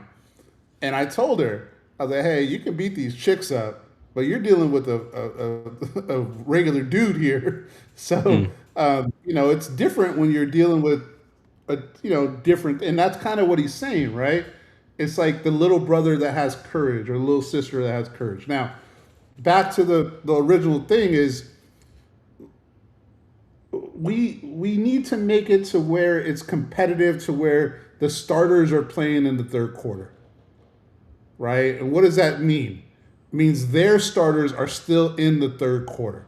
If they're emptying their bench in the third quarter, we have some issues and we're probably going to lose by 40. And if we don't come to play, and you remember, we got the goods is from San Antonio. We talked about that. We got a lot of San Antonio players. Lane is from San Antonio, right? We got a lot of players that have some dignity about playing in front of a school that I would say maybe they wanted to go to. Or maybe they wouldn't have mind if they got recruited by those schools. But if they're on the bench holding their helmet in the third quarter and we have our second and third team in and we're just running the clock and they're I don't think they're gonna play it easy on us, man. I wouldn't if I were them. I would try to smash us by 50. I mean, no team is going to take it easy on anybody else. There are some teams that'll just run the ball in the third quarter and just melt the clock. Oh, I meant like first half. Well, first half, yeah. No, they're gonna go ham. I'm talking about third quarter. They're up by 35. Do they have their starters in, or do they have their second team in and they're just running the ball? I would say they have their second team because this game doesn't mean anything. Yeah, and they're probably running the ball, but I don't think they're going to do that. I think that they're gonna try to run up the score. I think they want to smack little brother. I think they don't like that we're having a bunch of people going over there and put out emails about, hey, we need to pack the dome. I think they, it might be a little something to them. And I think that's okay. It could, yeah. I think it's okay. And I think if they try to do that, I think they should. Because that's what football is about. If you don't want to get smacked, get better. We smacked somebody 80-0 last year, man. Yeah. We didn't apologize for that. No, but I mean, we also didn't have our starters in. Yeah, but No, I'm just saying, like, if they do it with their starters, it's a different story. If they just keep scoring because they're just that much better, then yeah, I mean, what can you do?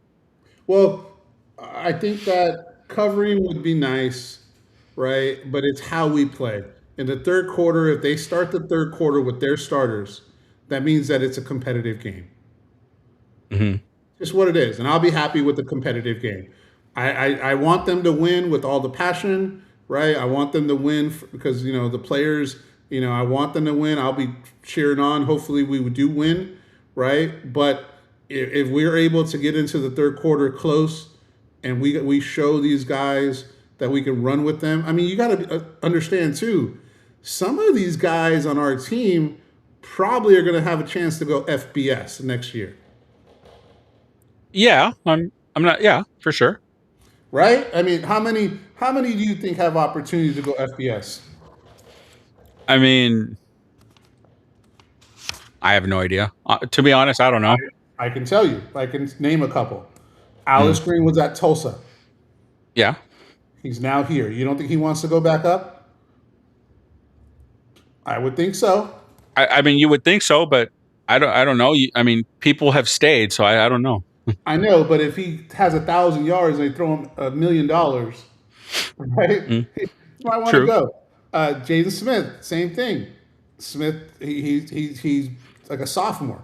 He can go back. But on Hill is not. This is last year. He ain't going He's nowhere. done. Yeah, he's ain't done. going nowhere. Peanut Prosser, he's Fam Bam, but I'm not saying he wants to go. He'll have opportunities to go.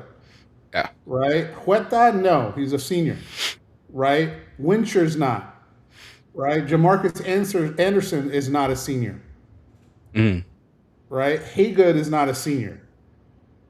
I believe TJ Neal is a senior. I got to double check on that one. I don't have that memorized, right? But we have the premise, the whole point is we have a lot of players that have an opportunity. If they play really well this year, they can go get a bag.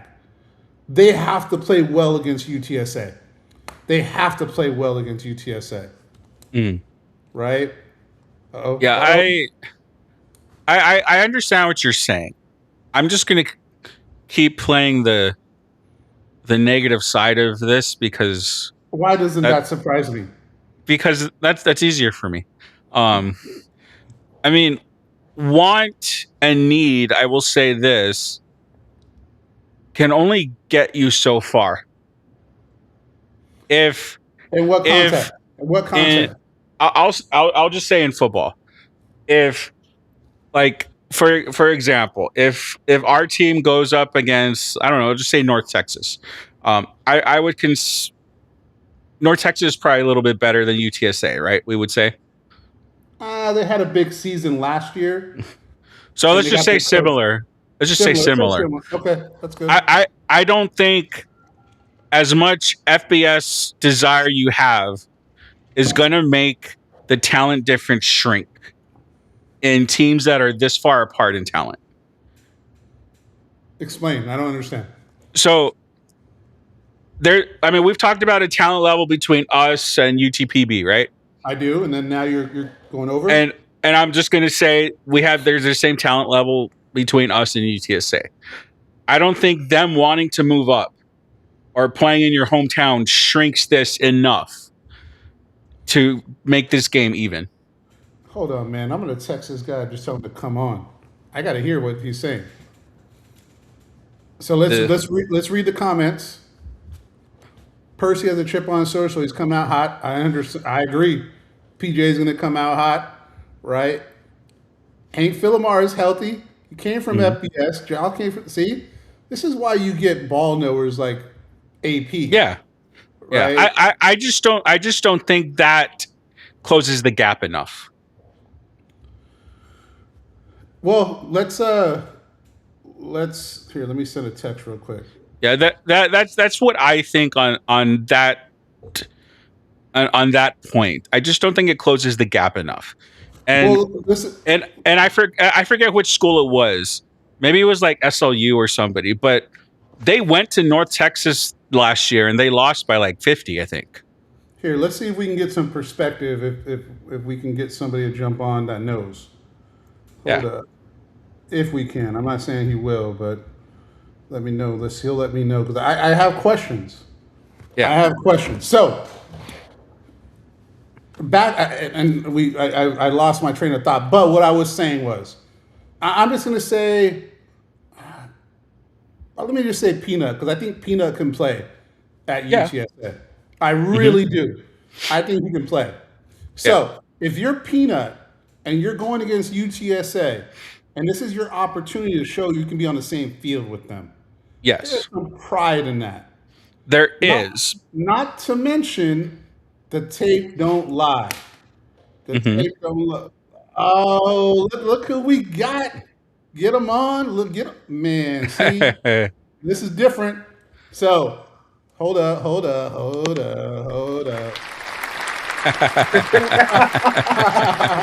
That's too funny. Shout out to my little bro, man. AP is in the house. Yes, sir. Yes, sir. Amari Pouncey, former defensive edge with UTRGV. Just a cool cat that, I'm going to call you little bro because you are my little bro. You're my dog, and I love you, man. But thanks for joining, man. We appreciate it. And I think your perspective is valued, man, because not only did you play at UTRGV, you were at New Mexico State. Yes, sir. So you were FBS, right? So you know what that is. What are your thoughts on one, the players we have on our current roster and their ability to play at that next level? Right. Names included. I can't speak too much on offense. New quarterback, offensive threats kind of unknown right now. Might be a bad word choice, but unknown right now. So I can't speak too much on offense. But as long as defense doesn't get too rattled, stage fright and whatnot, they're going to be just fine. Reason being, outside backers are fine. Josh came from Sac State. If you watch his film, he couldn't really be touched at Sac State going against Montana States coming off the edge. So it's like, I would say Montana's, North Dakotas, they are FBS caliber. Yeah. Yep.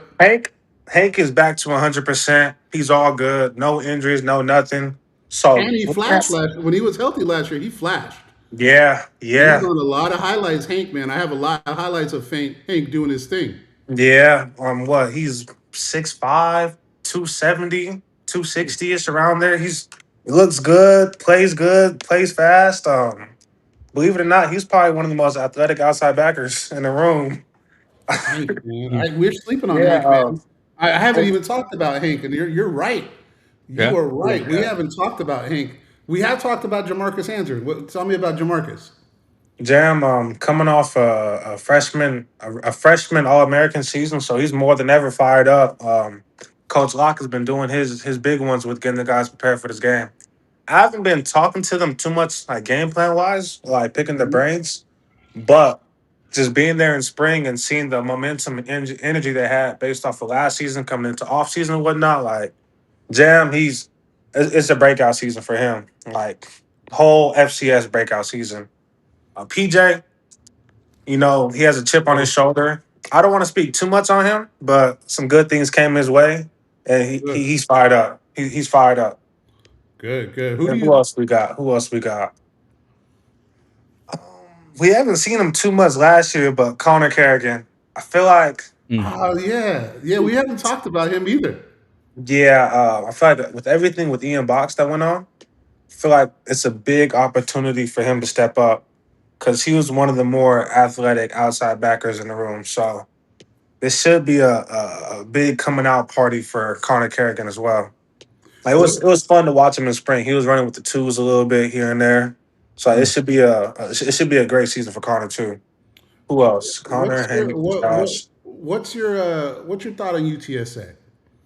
I'm not asking for a prediction. I'm just like, what do you want to see?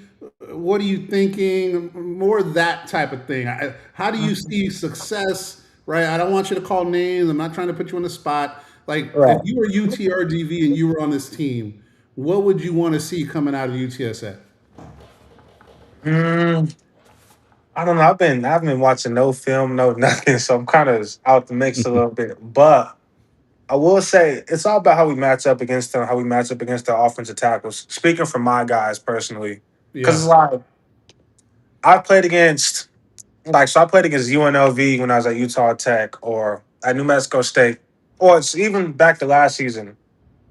Some of the tackles I struggled against were from lesser teams and whatnot.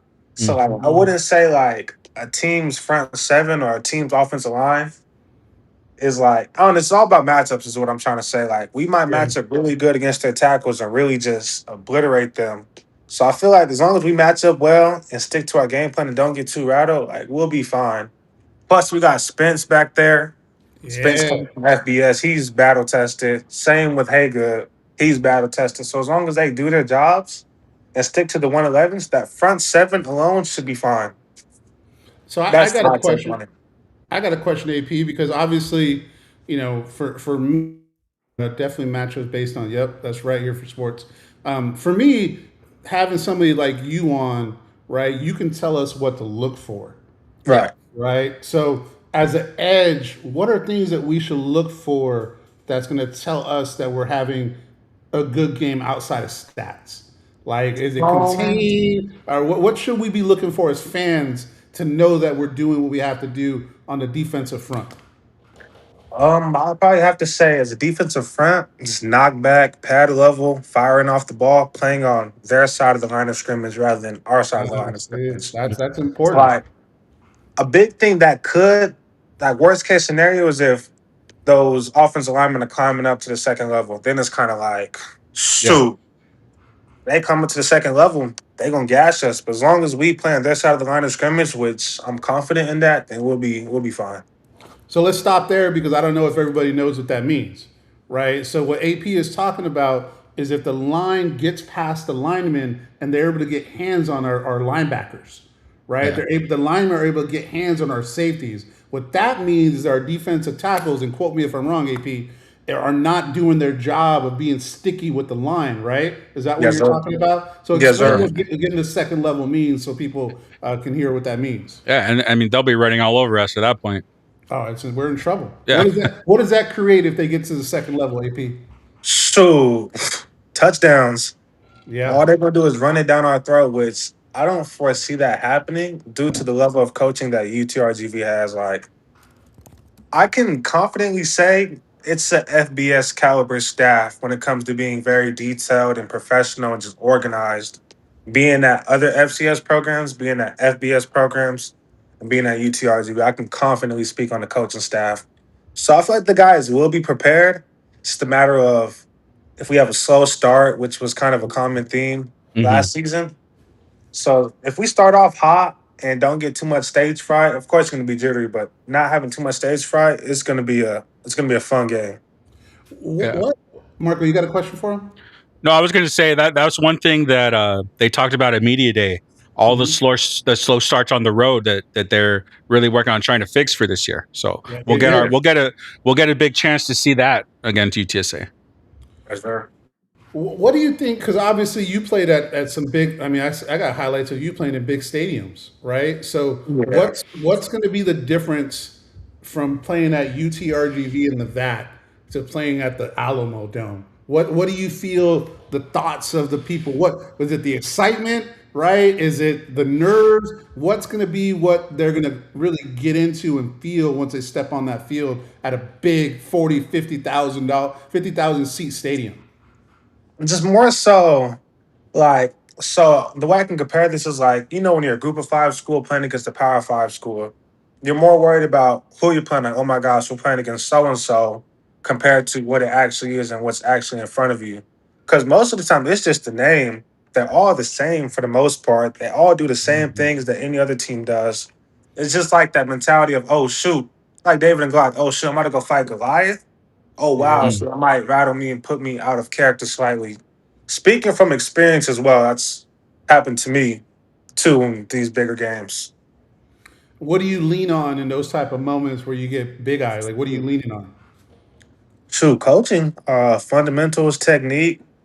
Like the reason why I feel like my guys will be good outside backers is played against SFA, Southeastern, has slow starts. Really depend on your coach to really ground you and bring you back down.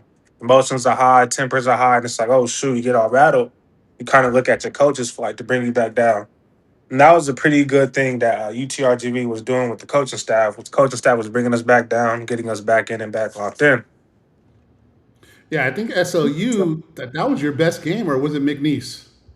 McNeese, yeah. That was the best game.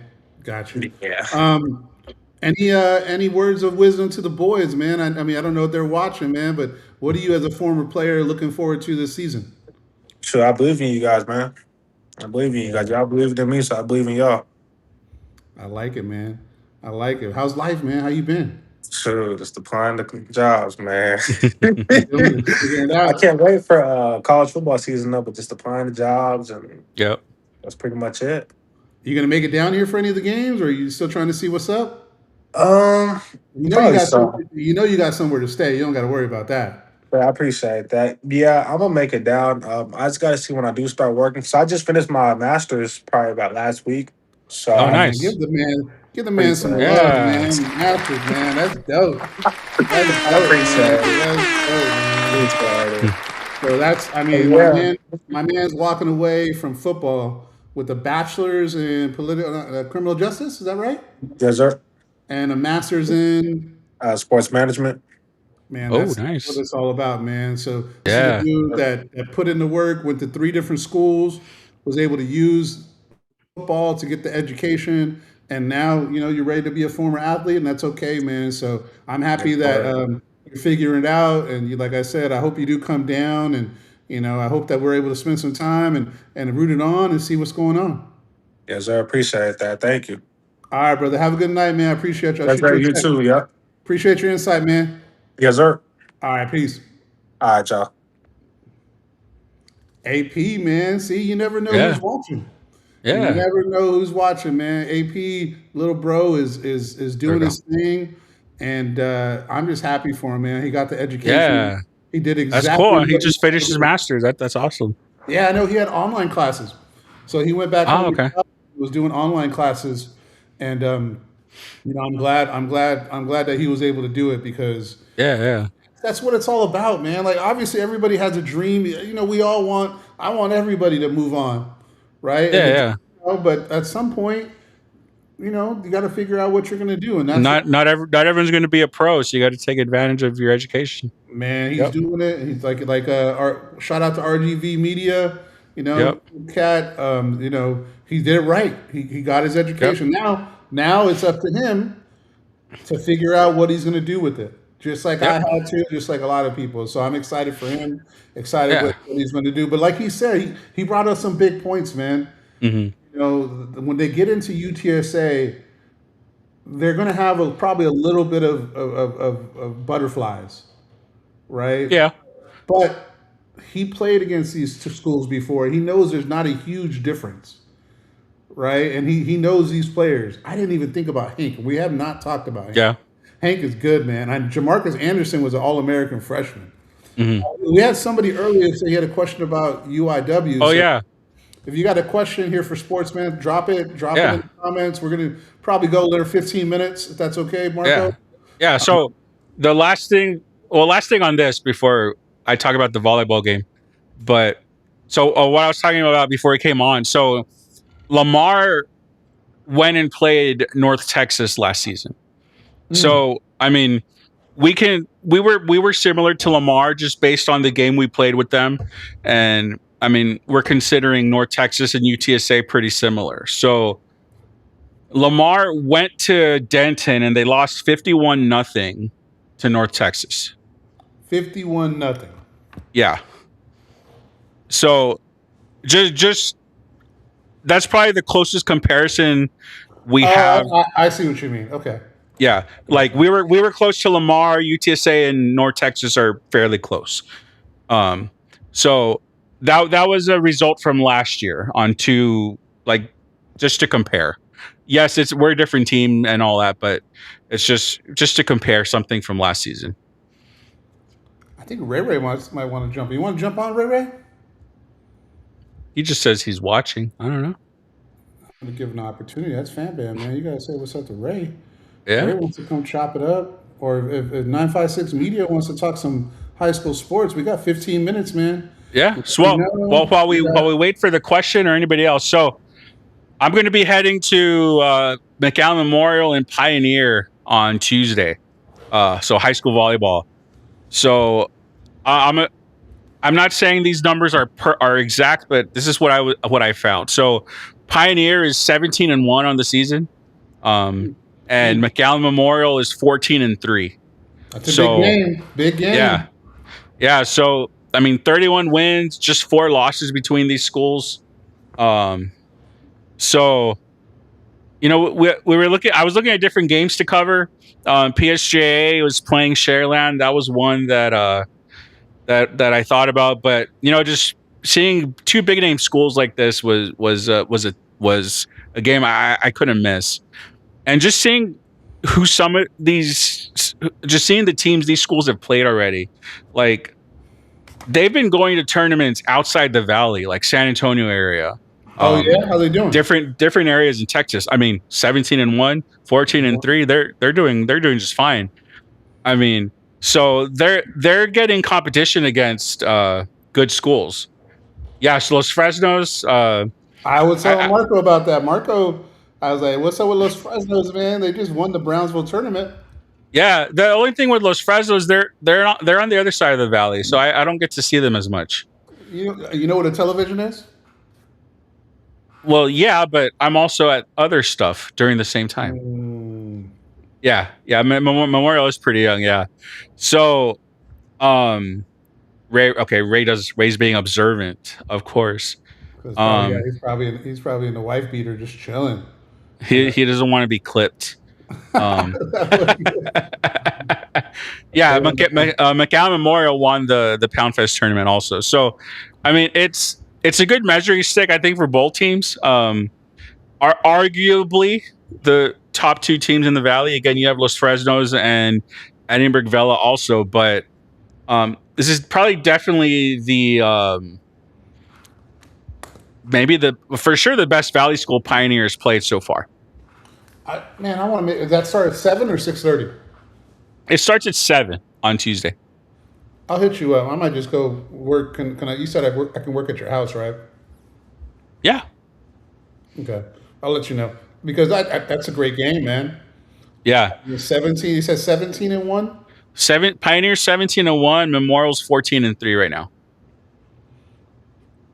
Yeah. No, that's true. Yeah, Los Fresnos did beat Vela. So, I mean, we're looking at Los Fresnos, Memorial, Pioneer, probably top 3 right now.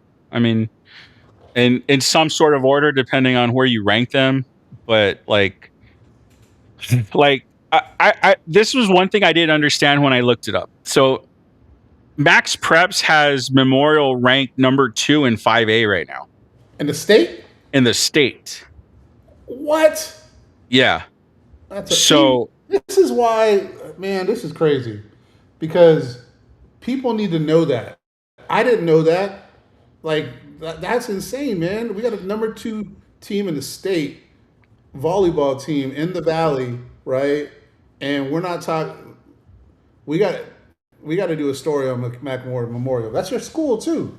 Yeah. So, well, I mean, I didn't know that until I was looking through all this. So it's like the only thing that I was confused about.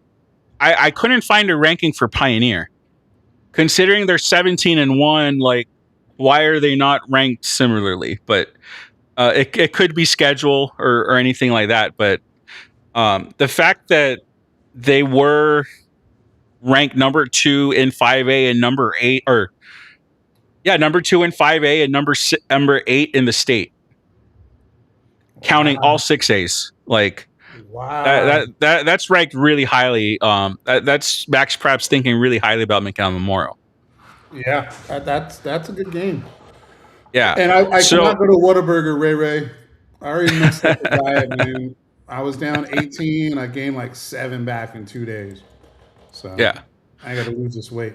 So I mean, going into this weekend's tournament, I mean, Pioneer lost their first game this weekend. So, I mean, they were 15-0 at one point. They finished. They're 17-1. So, how do they handle playing another top Valley school after their loss? You know, is McAllen Memorial is able to keep taking advantage of what they were able to expose in Pioneer? And if I remember correctly, McAllen Memorial's, they've beaten Gregory Portland. They've beaten a couple San Antonio schools, Warren, MacArthur. Those are big wins. Yeah. So again, they're not. That's not. So again, these 2 schools have been playing outside of the Valley, which is good for seeing exactly how good they are. You know, when you're playing just Valley schools, it's kind of hard to see how you rank against other teams. And so, but Pioneer, I will say this. I mean, they are historically good. In 2023, they had 38 wins. 24, they had 31. 25, they had 35 wins. They got a great program. Yeah, now they're 17-1 in 2026. So, I mean, winning is a tradition at this point. I mean, for Pioneer. So it's like, I mean, what do you look at? The Memorial, same thing. 22, they were 39 wins. 23, 33 wins. 25, 34 wins. And 26, they're 14-3 so far. I mean, I love that we talk volleyball, man. I think it's the coolest thing.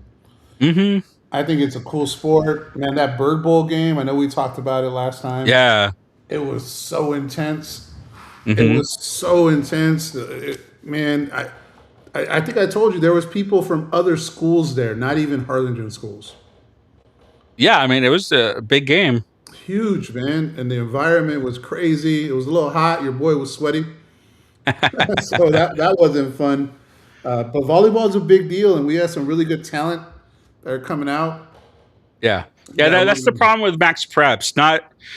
Not every school uploads everything, so it's hard to find like information from them.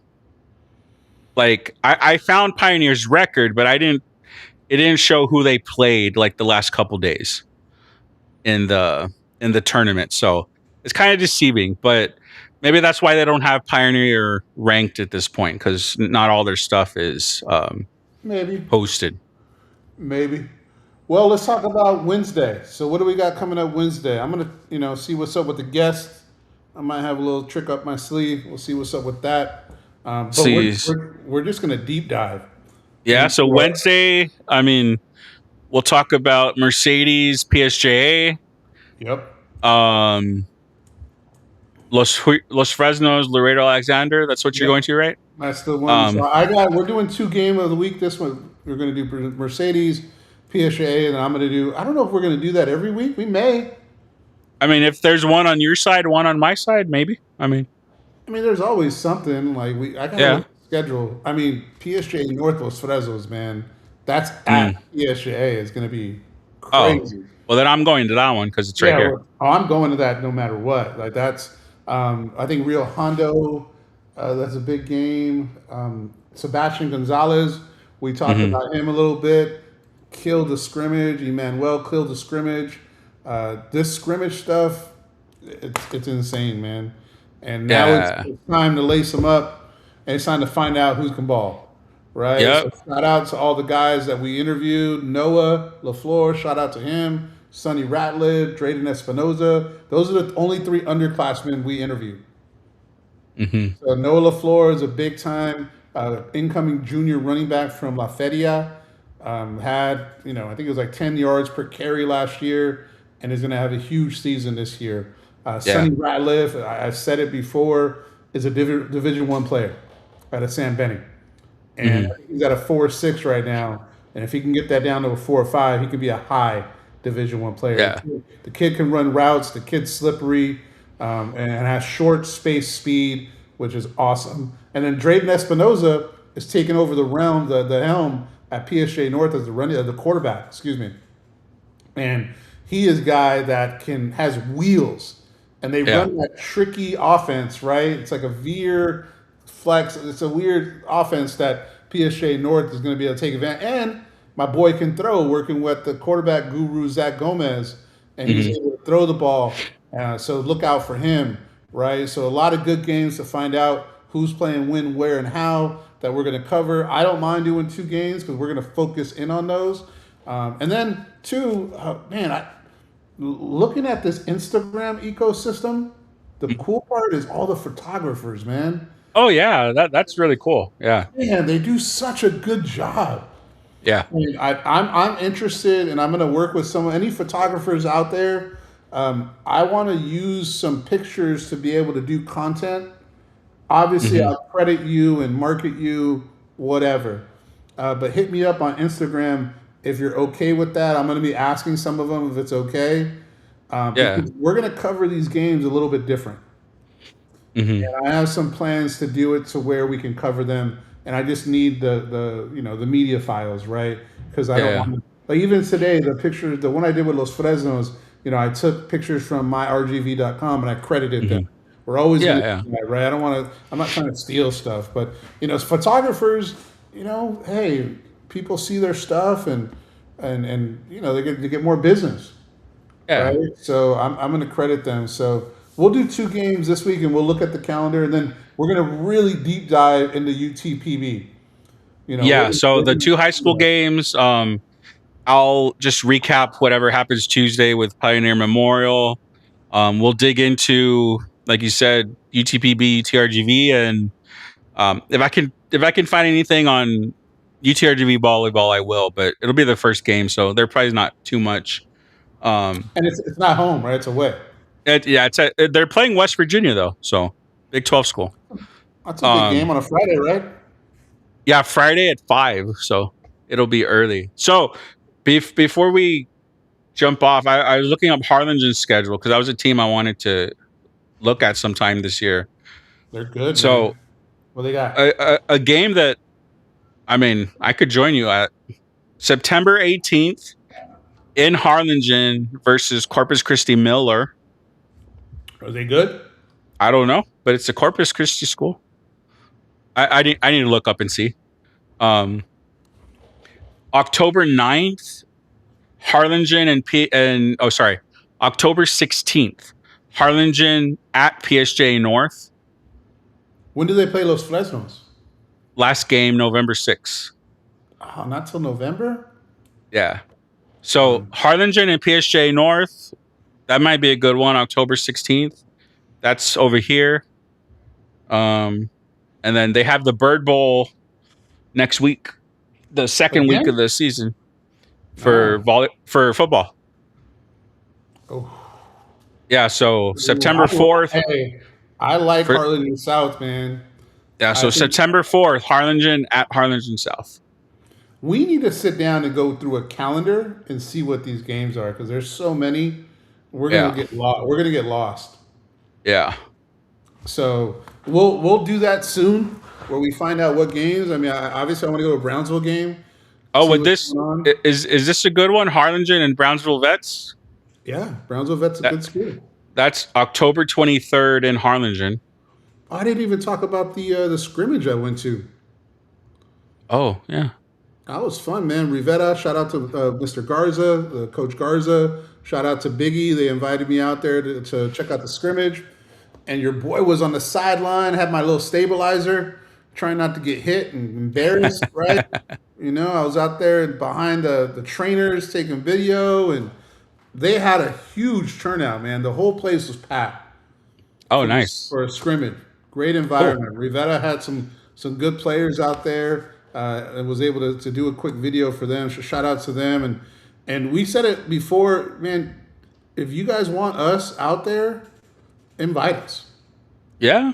I mean, that's it. That's all you got to do. And if I can do it, I will. Right? Or if I got to make Yes. some decisions, we got to make some decisions. But I mean, same with me. If I can go, I'll go. And I mean, considering between us, we can cover the whole valley. So you've got the lower side, I've got the upper side. And what we'll do is obviously for the Tuesday game, we're going to do some video content. Yep. And then, Marco's probably going to do an article about it, right? Yes. And for the football games, we're going to do a lot. Like I'm going to be dialed into this Los Fresnos game, and I'm going to talk to my phone on what I see. Taking video and watching a game is hard. I don't know how people do that. Like, So- I can't multitask. It's kind of hard. I will say for the games that I'm going to be at, the high school football games I'm going to be at, I will cover the football game, but I will also review the marching bands. So Whoa, I don't know what to put on here. So, all right. So for Mercedes PSJA, I mean, obviously I'll cover the teams. I mean, Mercedes is a really good returning team. PSJA is a big question. But at halftime, I'll also do an article on the weekend about what I saw from each band, from the PSJA band and the Mercedes band. Wait, hold So- on. You're going to do an article too? That's what I'm planning. So Yeah, buddy. either an article or a short. I need to see how much I have. But I get it. I will be doing something. So if any of you guys are band parents from PSJ or Mercedes and you have any information on what the show is, anything like that, send it to me. Otherwise, I will just be checking everything out for the first time on Thursday. So that'll be fun. That'll be fun. I know about your background. Do you want to say a little bit about it so people can know why that's? It's a big deal to me because I know your background. Yeah. So I'm a former band director. I used to teach high school band, middle school band. Marching band was the biggest thing for me. I mean, as a teacher, that was probably the thing I was most successful at, and it's something that I really loved doing. So being able to add more attention to band is huge for me. Yeah. I mean, there's what nobody really covering band, I mean, just like there was nobody covering really much of any other sports. So like, I just want to give attention and shout out the schools that I am able to see for their marching bands. Anything else I see, like their drill team, anything like that, I'll comment on. So You're being a little modest, right? Like, a little modest. So my boy was a professional, right? Marching band person. What was this called? I don't know what it's called. You tell me. It's called DCI. So any band person will know what that is. I don't know what that is, so I imagine. So it's a big deal. So you're not talking to a guy that's, really just saying, "Oh, I'm gonna watch band." Like you know what you're looking at. You know what Yes. you're a band director. You know exactly Yes. what it's supposed to look like. So Mhm. I'm excited about it. Now, I will warn people. Marco's pretty direct, right? Probably more direct than I am. So he's, I don't see you doing anything other than being yourself, and I don't want anything other than that. But I am not going to be negative about it. okay, we I listen. So we listen to Matt Stepp a little bit. For high school kids, no, I'm not going to be negative about it. But You I will will continue. say what I see. I will say what I see. I'm excited about it. And band Yeah. is huge. Band is a big deal.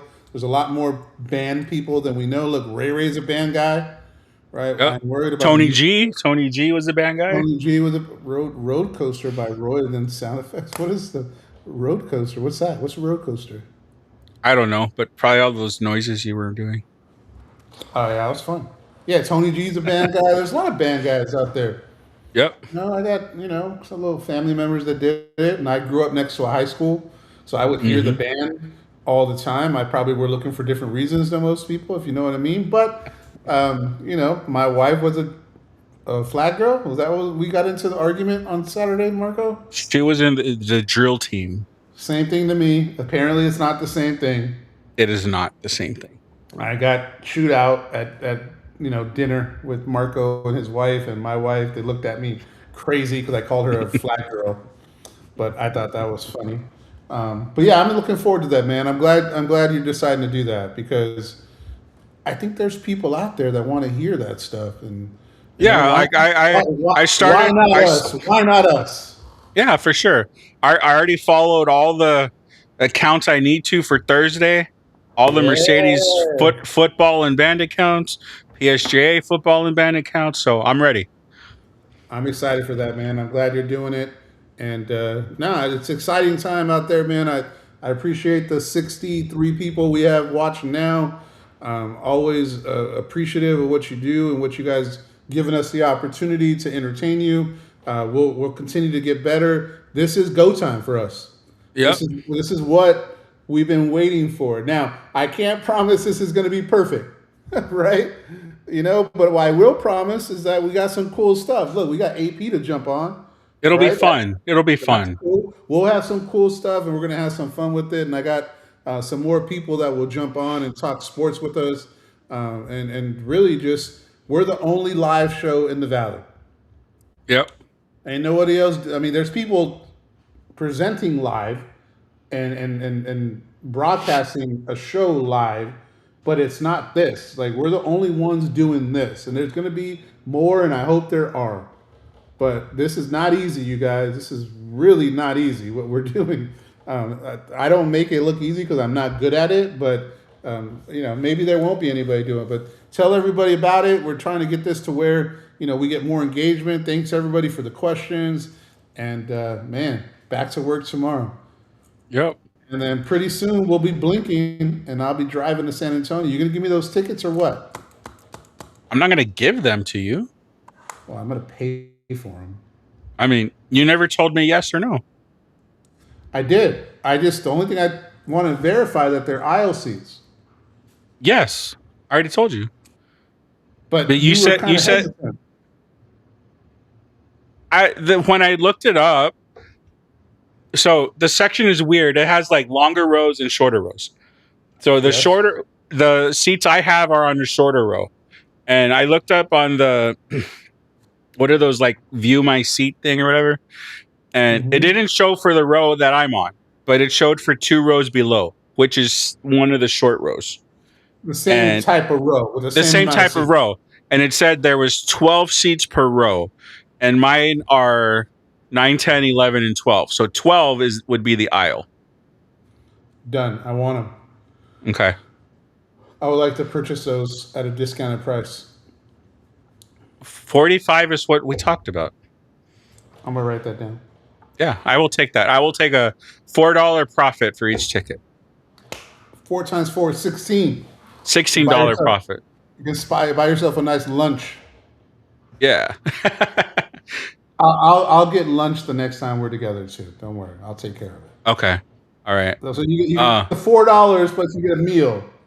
Okay. True. Just And not Whataburger, right? No. I want to go back to that pizza place. The pizza was good, man. Yeah. The salad was okay. The salad wasn't that, whatever. But the pizza was good.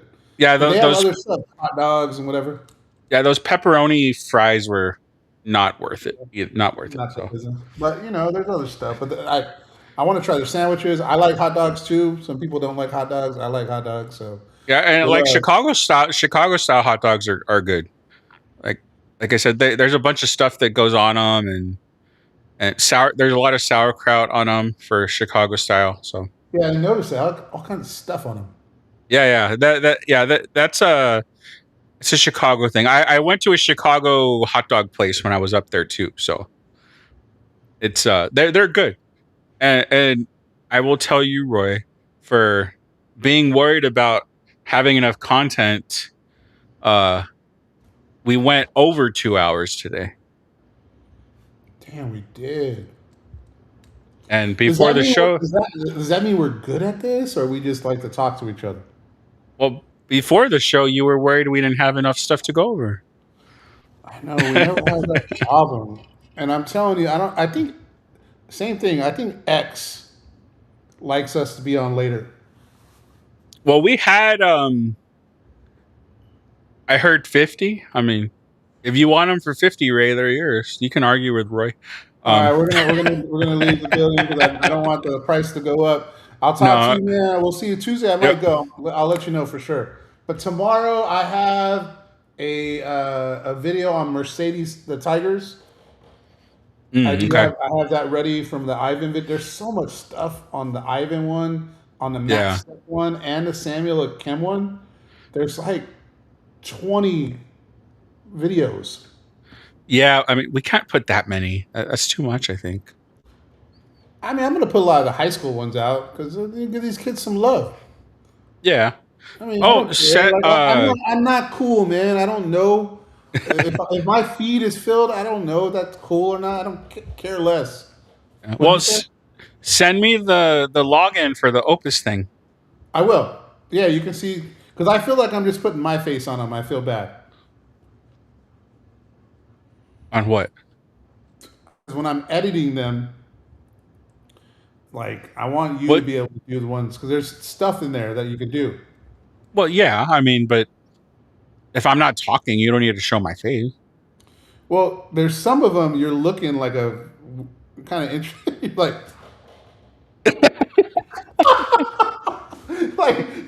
you got to be responsive when they're talking because there was one I had all of us on it and I'm like I'm doing this like and you're. Well, I know that's why you don't have to put me on if I'm looking like that. Well, you're gonna see there's a lot of them because you're multitasking. Yeah, I know you're multitasking. You know what you do when you multitask? I make that face. That's what you do. So we got to be better about like when people are talking, like we got to be like yeah, because then the clips are easier to clip. Because there was one today, man. I was like, I can't put that full on the screen. Well, then just take me off of it. I know, but then it's all me, and then I'm like, I try to just put the person talking on it. It's just easier, but you got to do like I think I'm getting better at it. Did you see Los Fresnos one? No, I don't know. Check it out. I'm getting better at it. When did you put it? Today. Okay. The kid and wife went to a movie, and I was at Barnes and Noble's. Editing.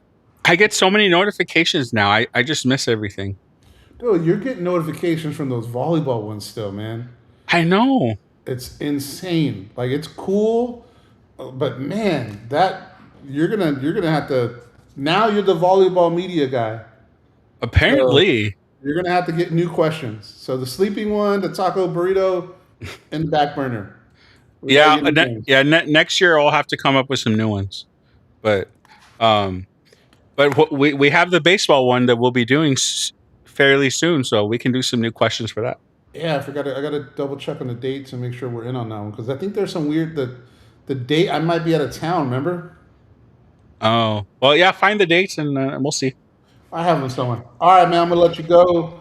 Okay. Hey, Wednesday. If you guys want to come back on Wednesday, it's gonna be all football and a little bit of Yep. volleyball. Yeah. Right? A little bit of volleyball, but mostly football.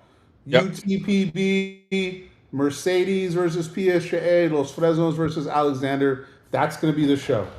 And Yep. we may not even have a guest. We might just spit ourselves, or I might try to get somebody else to jump in and have some fun. You never know. But come get us at Wednesday, Sundays at 8 o'clock, the only live Valley sports show. Hit us up. So, all right, man. I'll talk to you. All right. Every night. Peace.